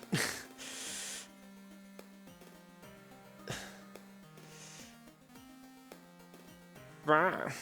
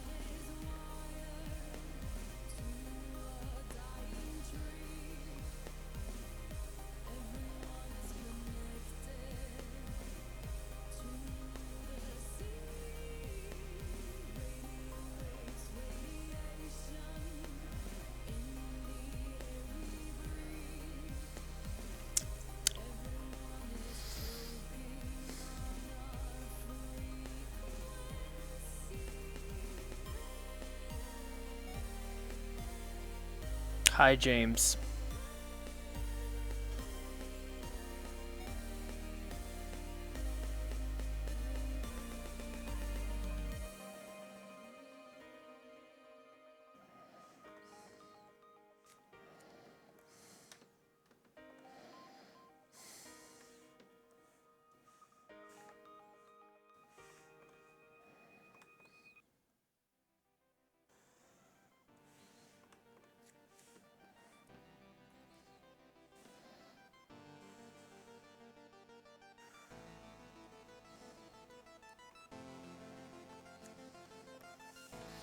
It's called Kubi, Escapist.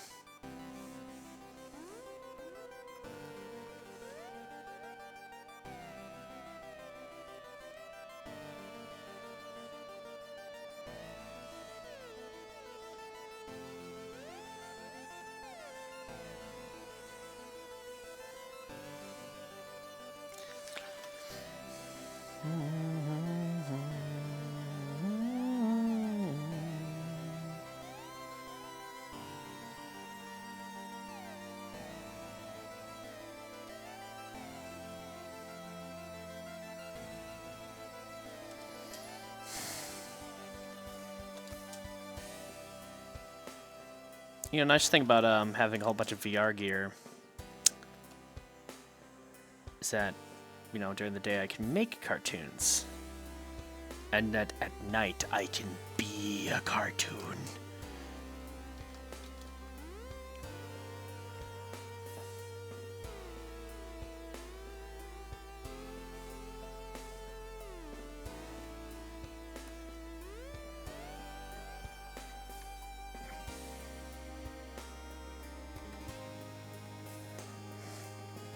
Bah! Okay, now let's reintroduce Twitterbird.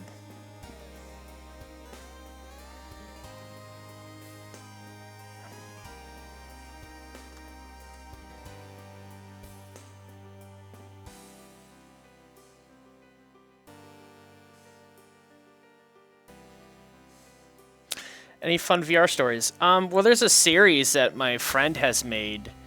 It's called The Shiba King, and it's basically them. He just films us having fun and then edits it.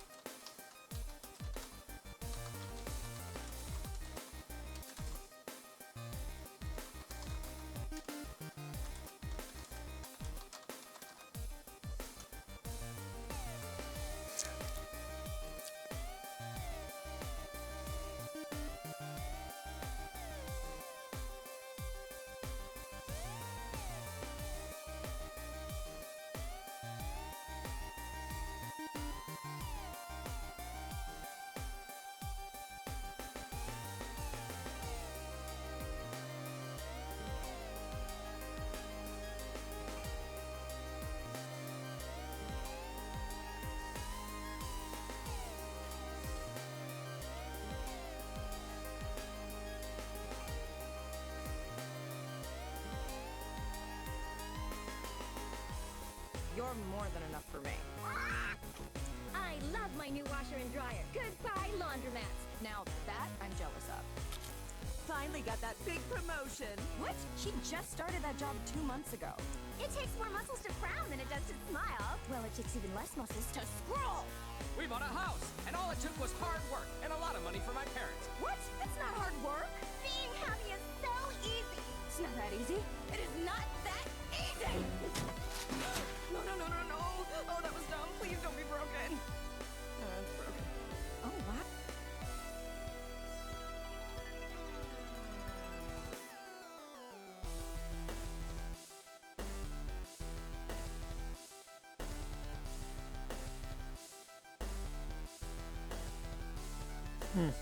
Cool.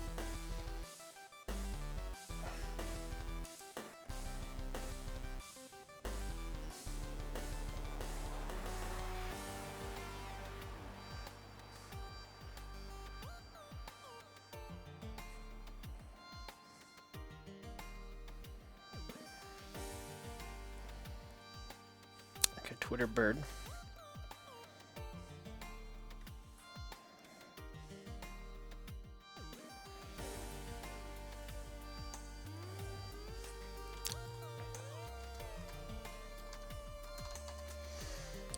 It's been a year and I still haven't finished that. Yeah, alright, it's been a year. Still haven't finished it. I took a break from it for a while.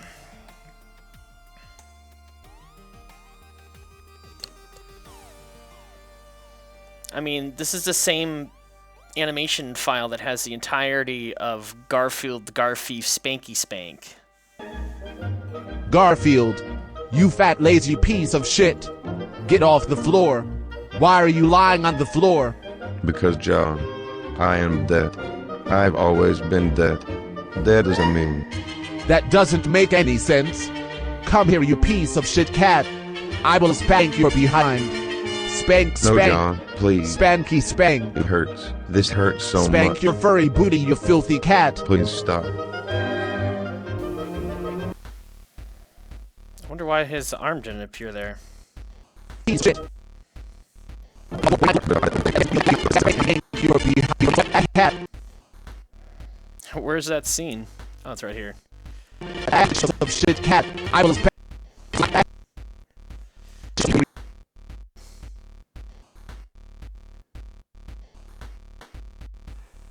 You piece of shit cat. I will spank your behind. Spank, spank. No, John, please. Spanky, spank. It hurts. This hurts so much. Spank your furry booty, you filthy cat. Please stop.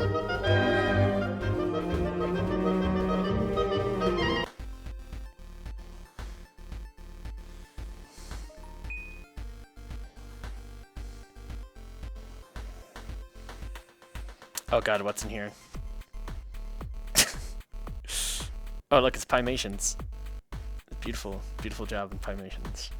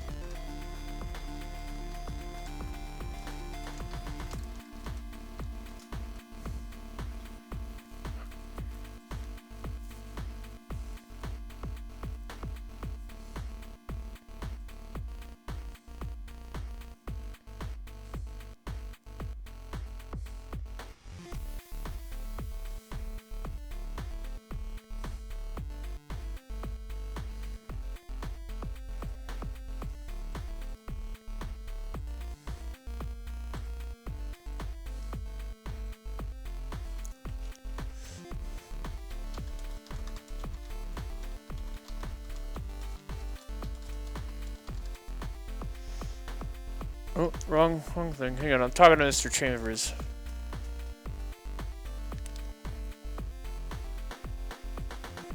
Okay, there we go.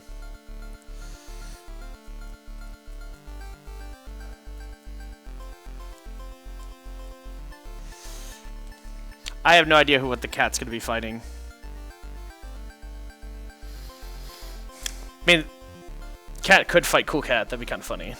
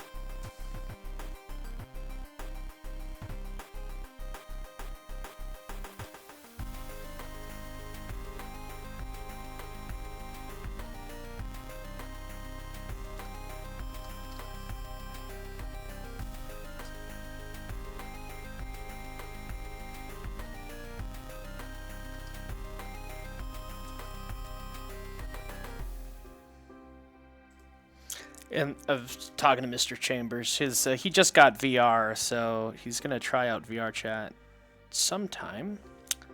Oh wait, that's his back wing. Okay, yeah, that's his back wing.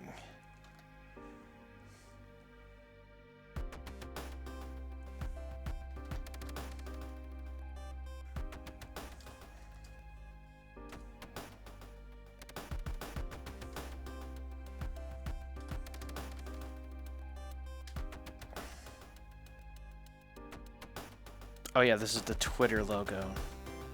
It's gonna make it look like the Twitter logo.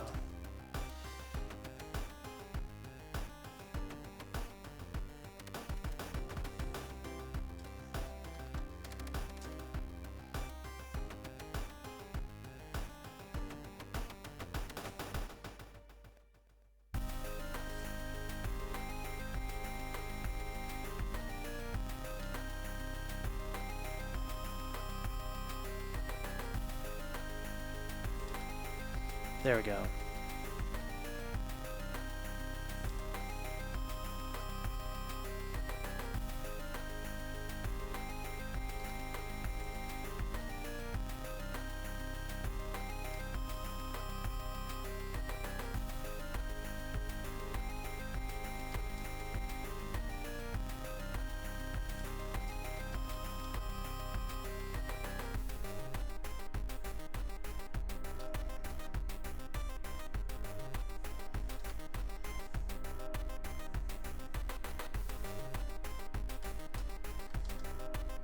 Hello, stranger.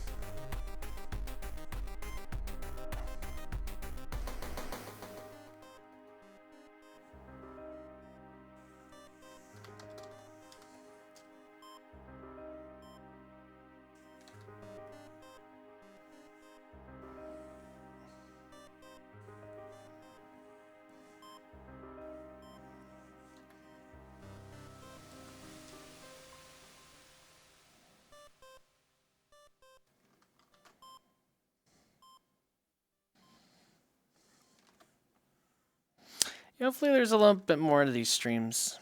I know I kind of disappeared there for a while.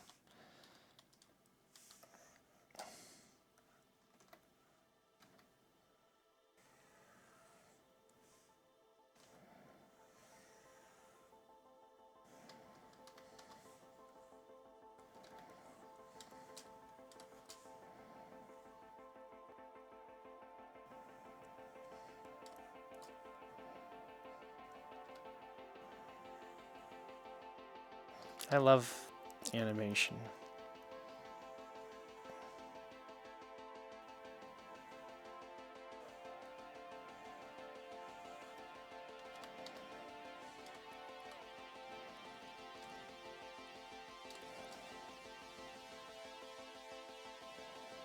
That's too thick.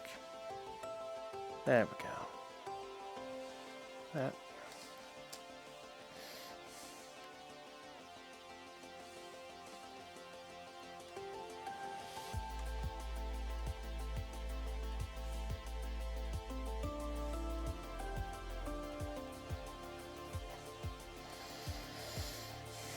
Oh dear, I didn't really rough this one out. Okay, let's Twitter bird.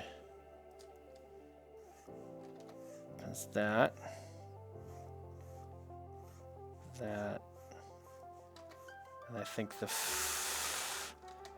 last feather, yeah, will come up like that. Okay. And then he's gonna make him shrug a little bit.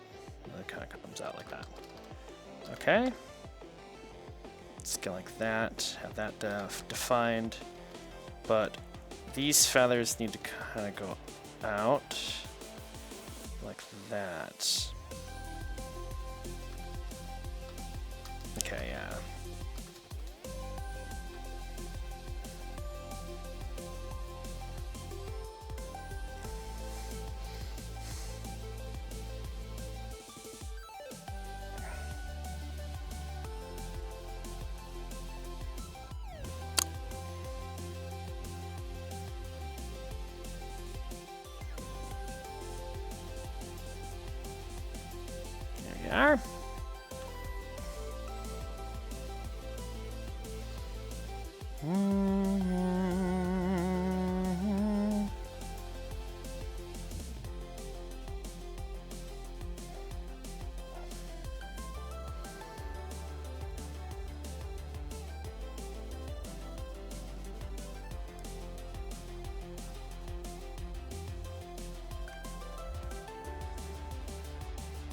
I think I put the skull a little bit further back.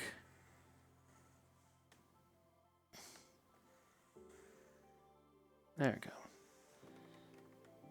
There's a Twitter.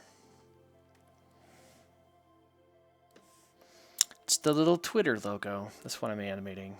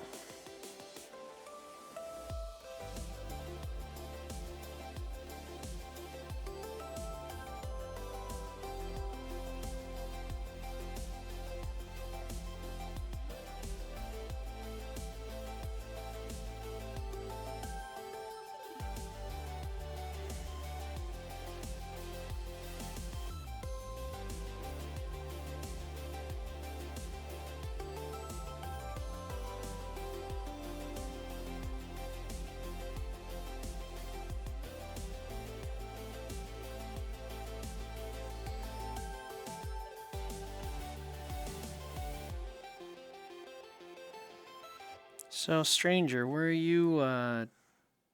You said you never seen me drawn before. Where do you mostly know me from?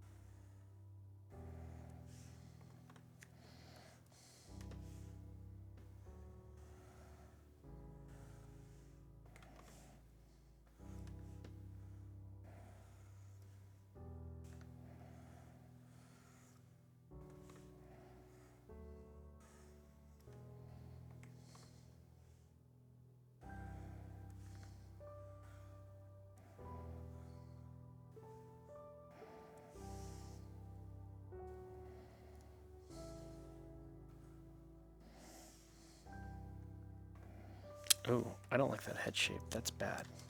Guess we do that.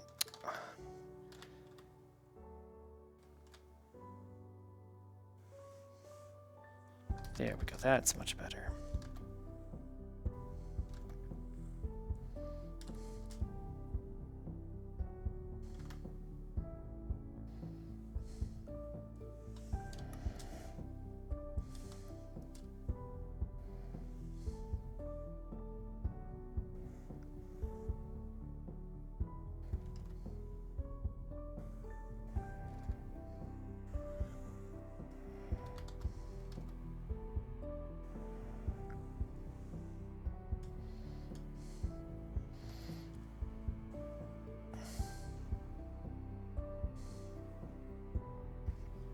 Oh, yeah, that was the, yeah, I don't remember where I saw your stuff, but I remember you trying to animate an old guy inside a furry suit for a collab. Yeah, that was the Dover Boys, animation. I think I have that. Yeah, this guy. Yoink. But in the actual Dover Boys, it says, PU for life. Instead of send nudes.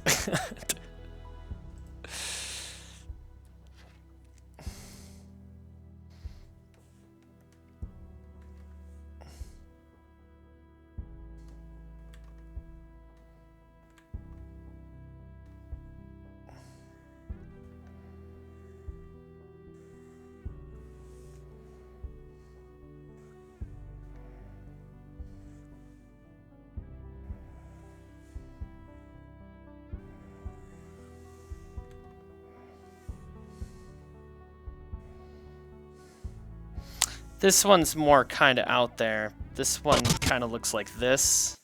Yeah, let me expand that a bit.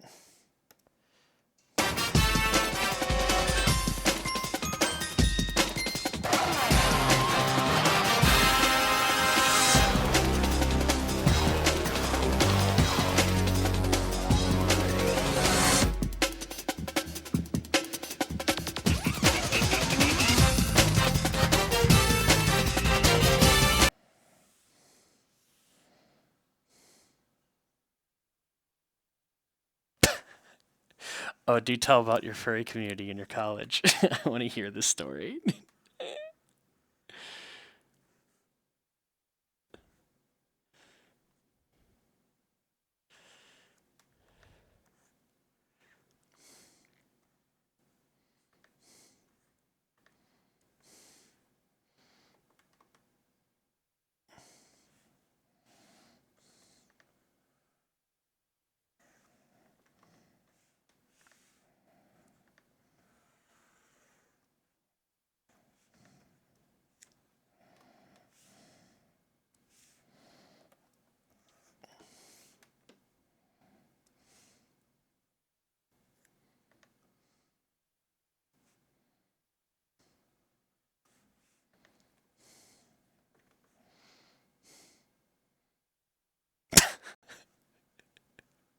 Yeah.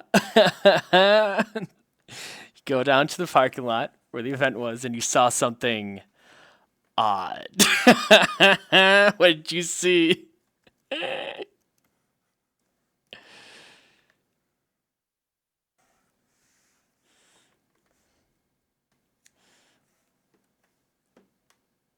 Get closer and you see 4 or 5 students dressed in full fursuits. Oh my god.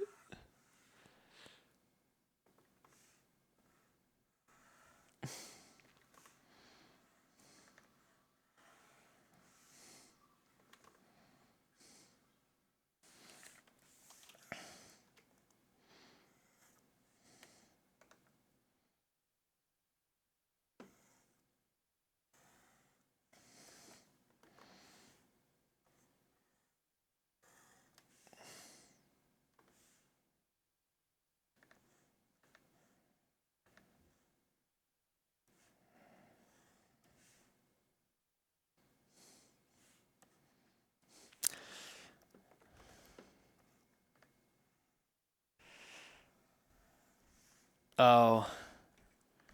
Oh, dude. You have no idea.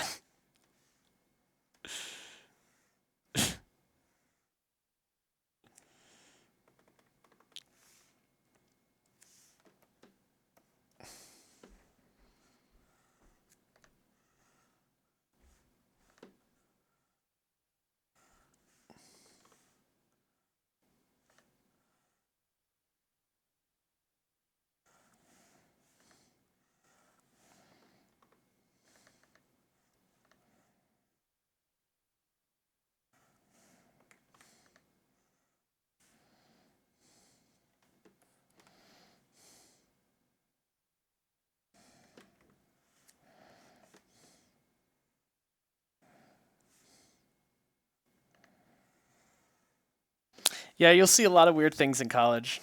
Are you on a camp? Are you on campus? Like, are you living away from home?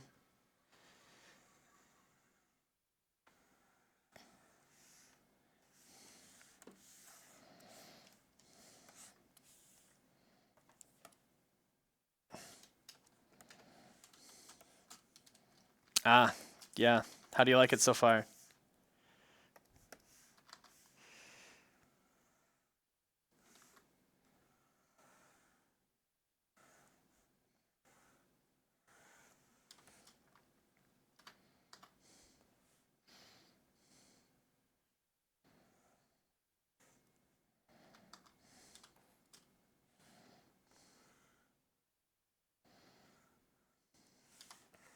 Now that you tell me that you're going to be trying to be a full-time animator, I mean, I'll be harsh on my critiques if you ever want them. I'll give you the real deals, yo.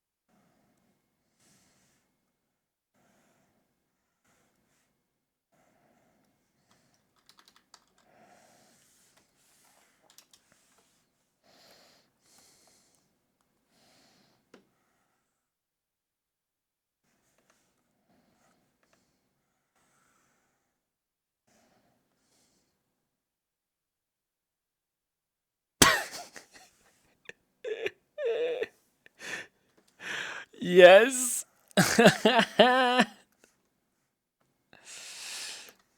Awesome. Blow up first designed Sonic suit. That guy is my hero.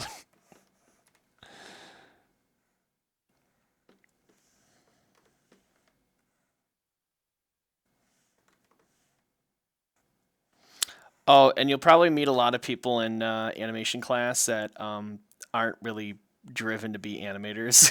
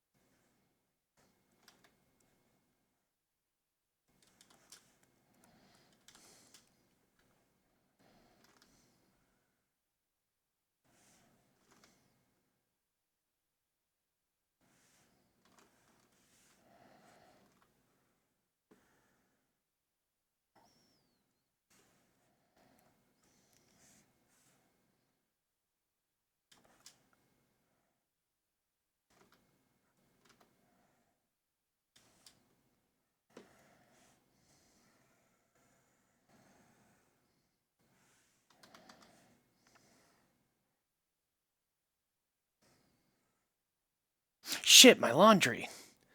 I gotta switch over my laundry. Oh, shit.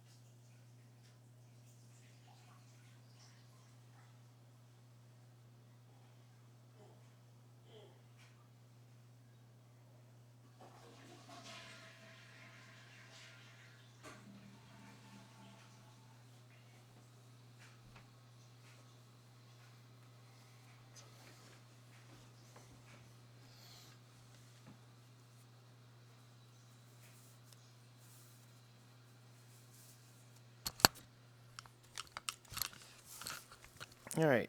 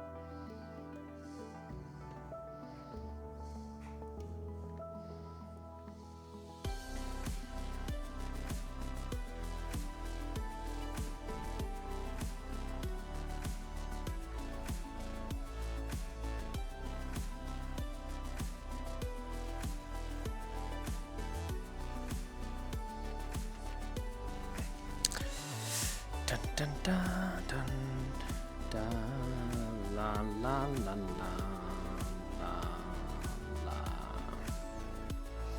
la la la da da da da da da.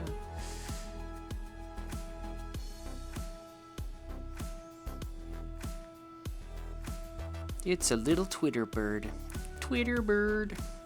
Twitter bird.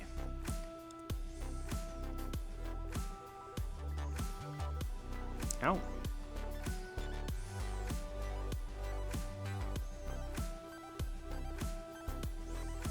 Alright, I think he's done. Let's see how the shot looks with just the line art. Okay, because I'm very meticulous about this. We've got Twitter burns, so we'll change the background color to blue. And the, ooh. Alright, and here's Keemstar lines, so.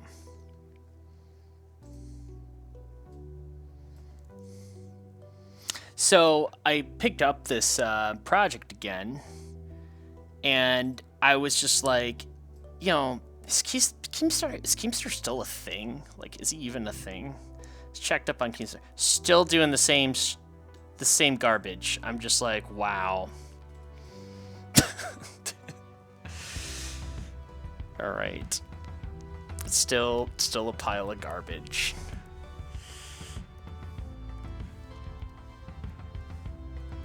Okay. So now we just have the line art.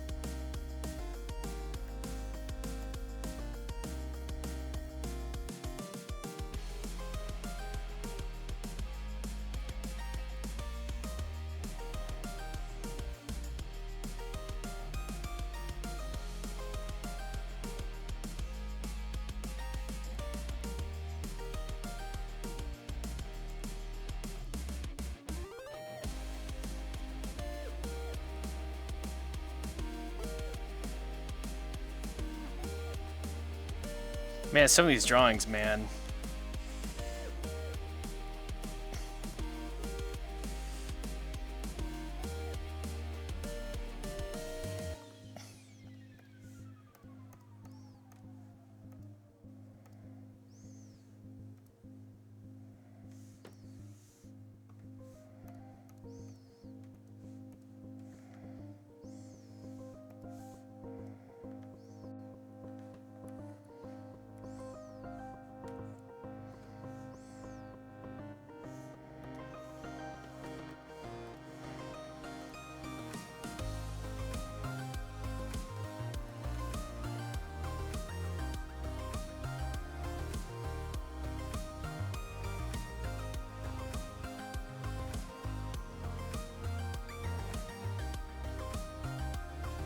His fingers disappear.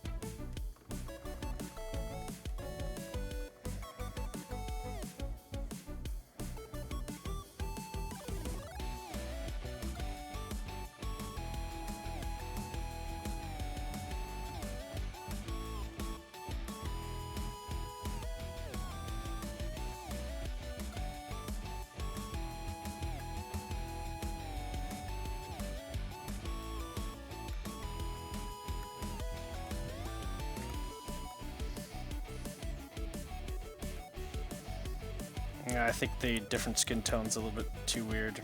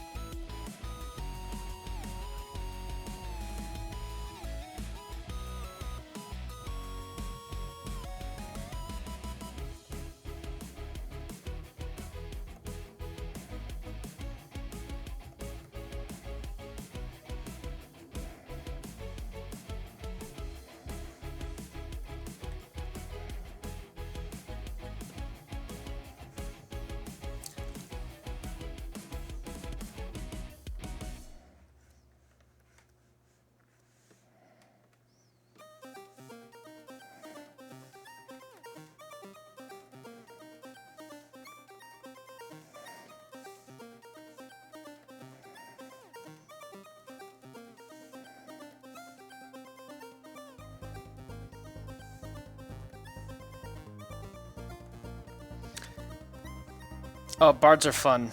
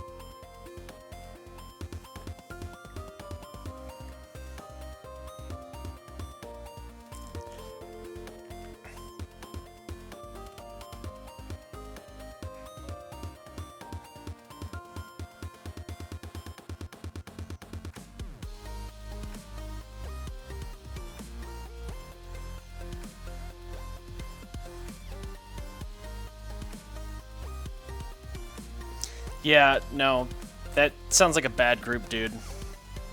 Like if they're stuck up about being accurate and that's the fun of D&D, that's not fun. The whole point of D&D is to have fun.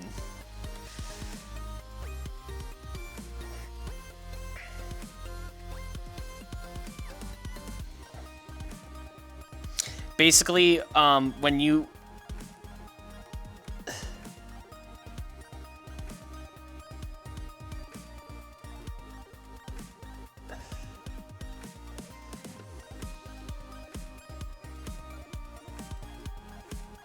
Do I cringe at my old work?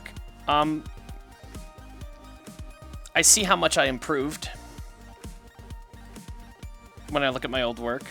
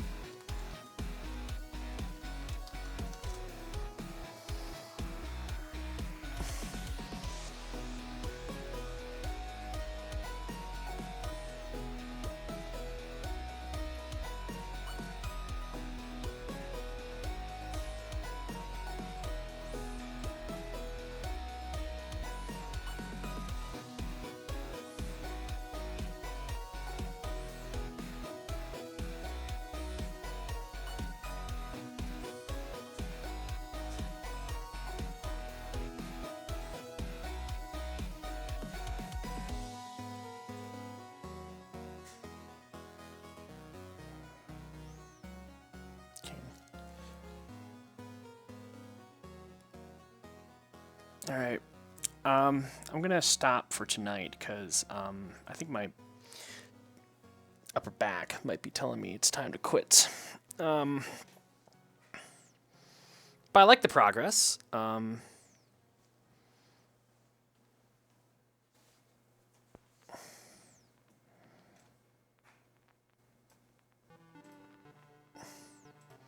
We can find out what shot this is.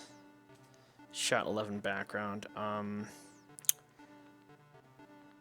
Profile project. Alrighty. And this is located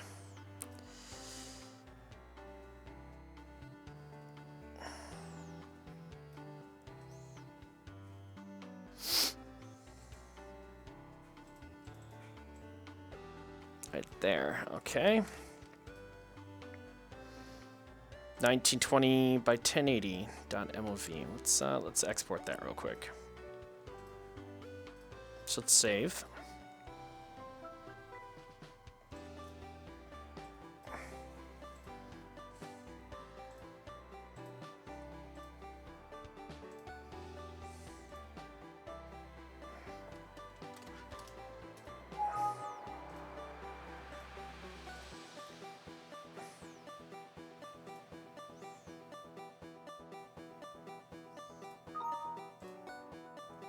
Okay, so it's going to export that.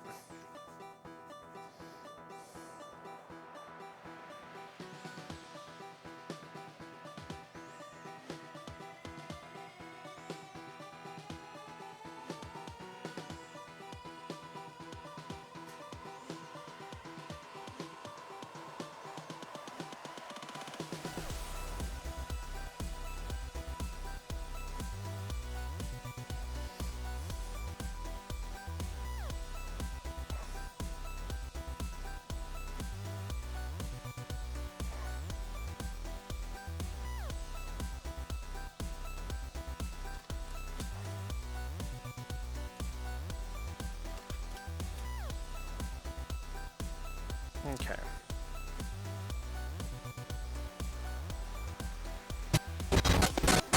Alright, see how it looks.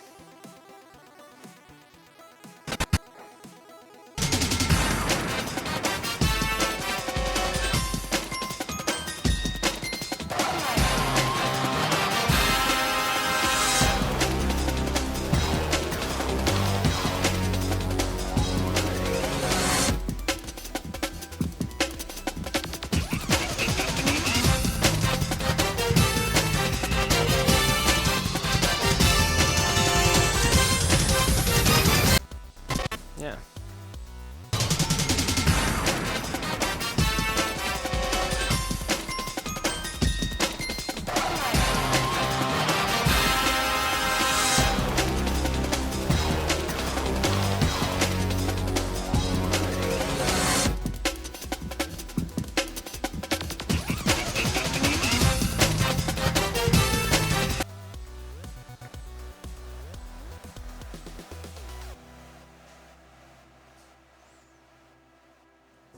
Cool.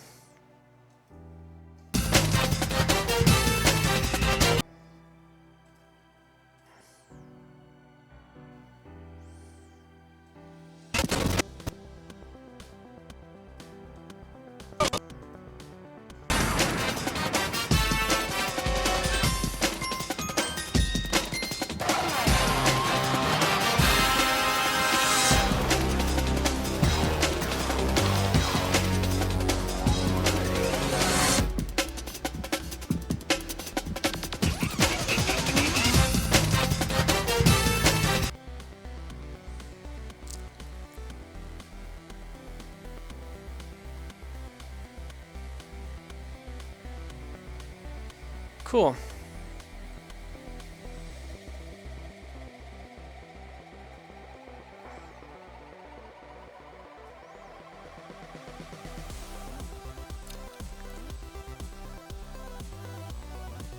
I really have no idea.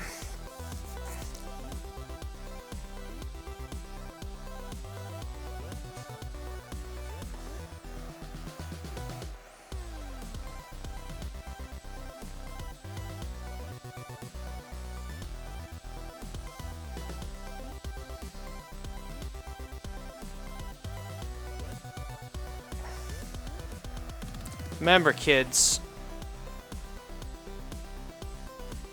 Send nudes.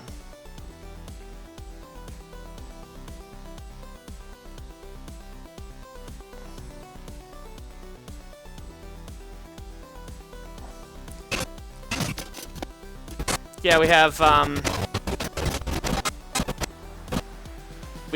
Cool Cat with you know, that one guy, Keemstar with me. We have the creepy kid from Powerpuff Girls with the Dakamara pillow. We have Bunty. I think this is a possible clown. Boogie. I forget who that one is. Ronald McDonald's, Tom Scott, and Pyrocynical.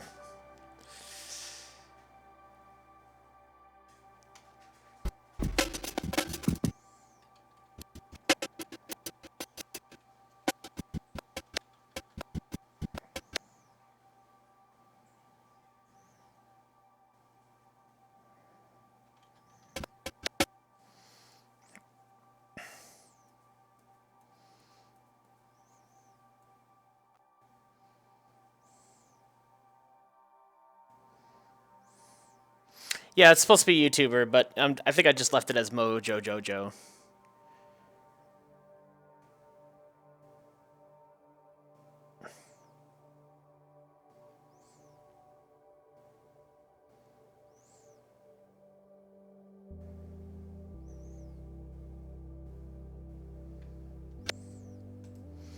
Hopefully I can get this done and not disappoint people. Alright, I'm gonna go be Shiba Inu for remainder of the night.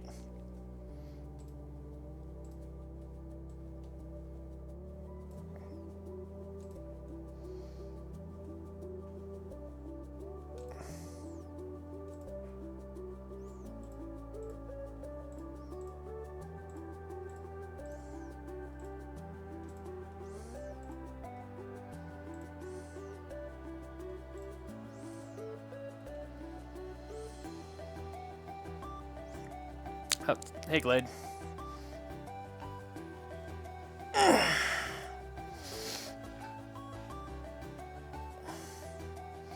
thanks for joining me. A lot of fun. I'm glad to finally get back into 2D animation. Sorry, I've been gone for a while, but that's about to change. I got hired by a 2D animation crew, so I'll be doing a lot more of that. And hopefully you'll see my handiwork when it comes out in the beginning of April. I don't know if I can stream any of it, so.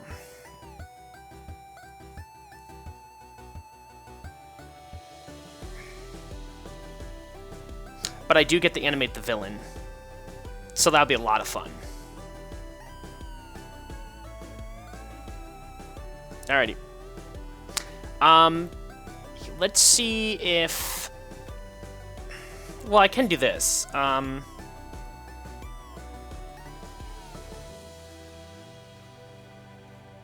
Oh, where is it?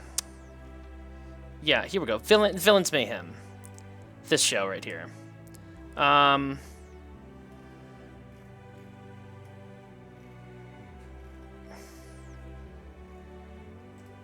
So,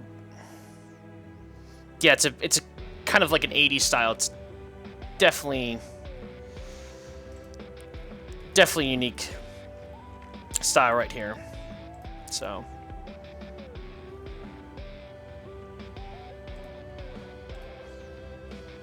So I get to be working with Kiba, who worked on Has-Been. Kiba and I have known each other for a while. This guy.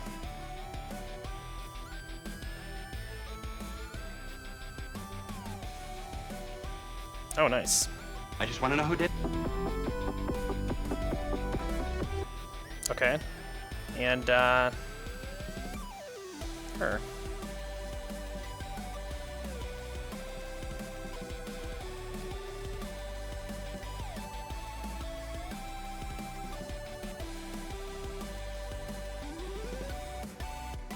Cool.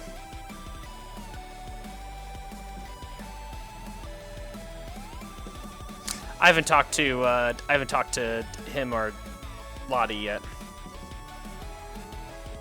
She follows me. Kiba does. Kiba and I go way back, so.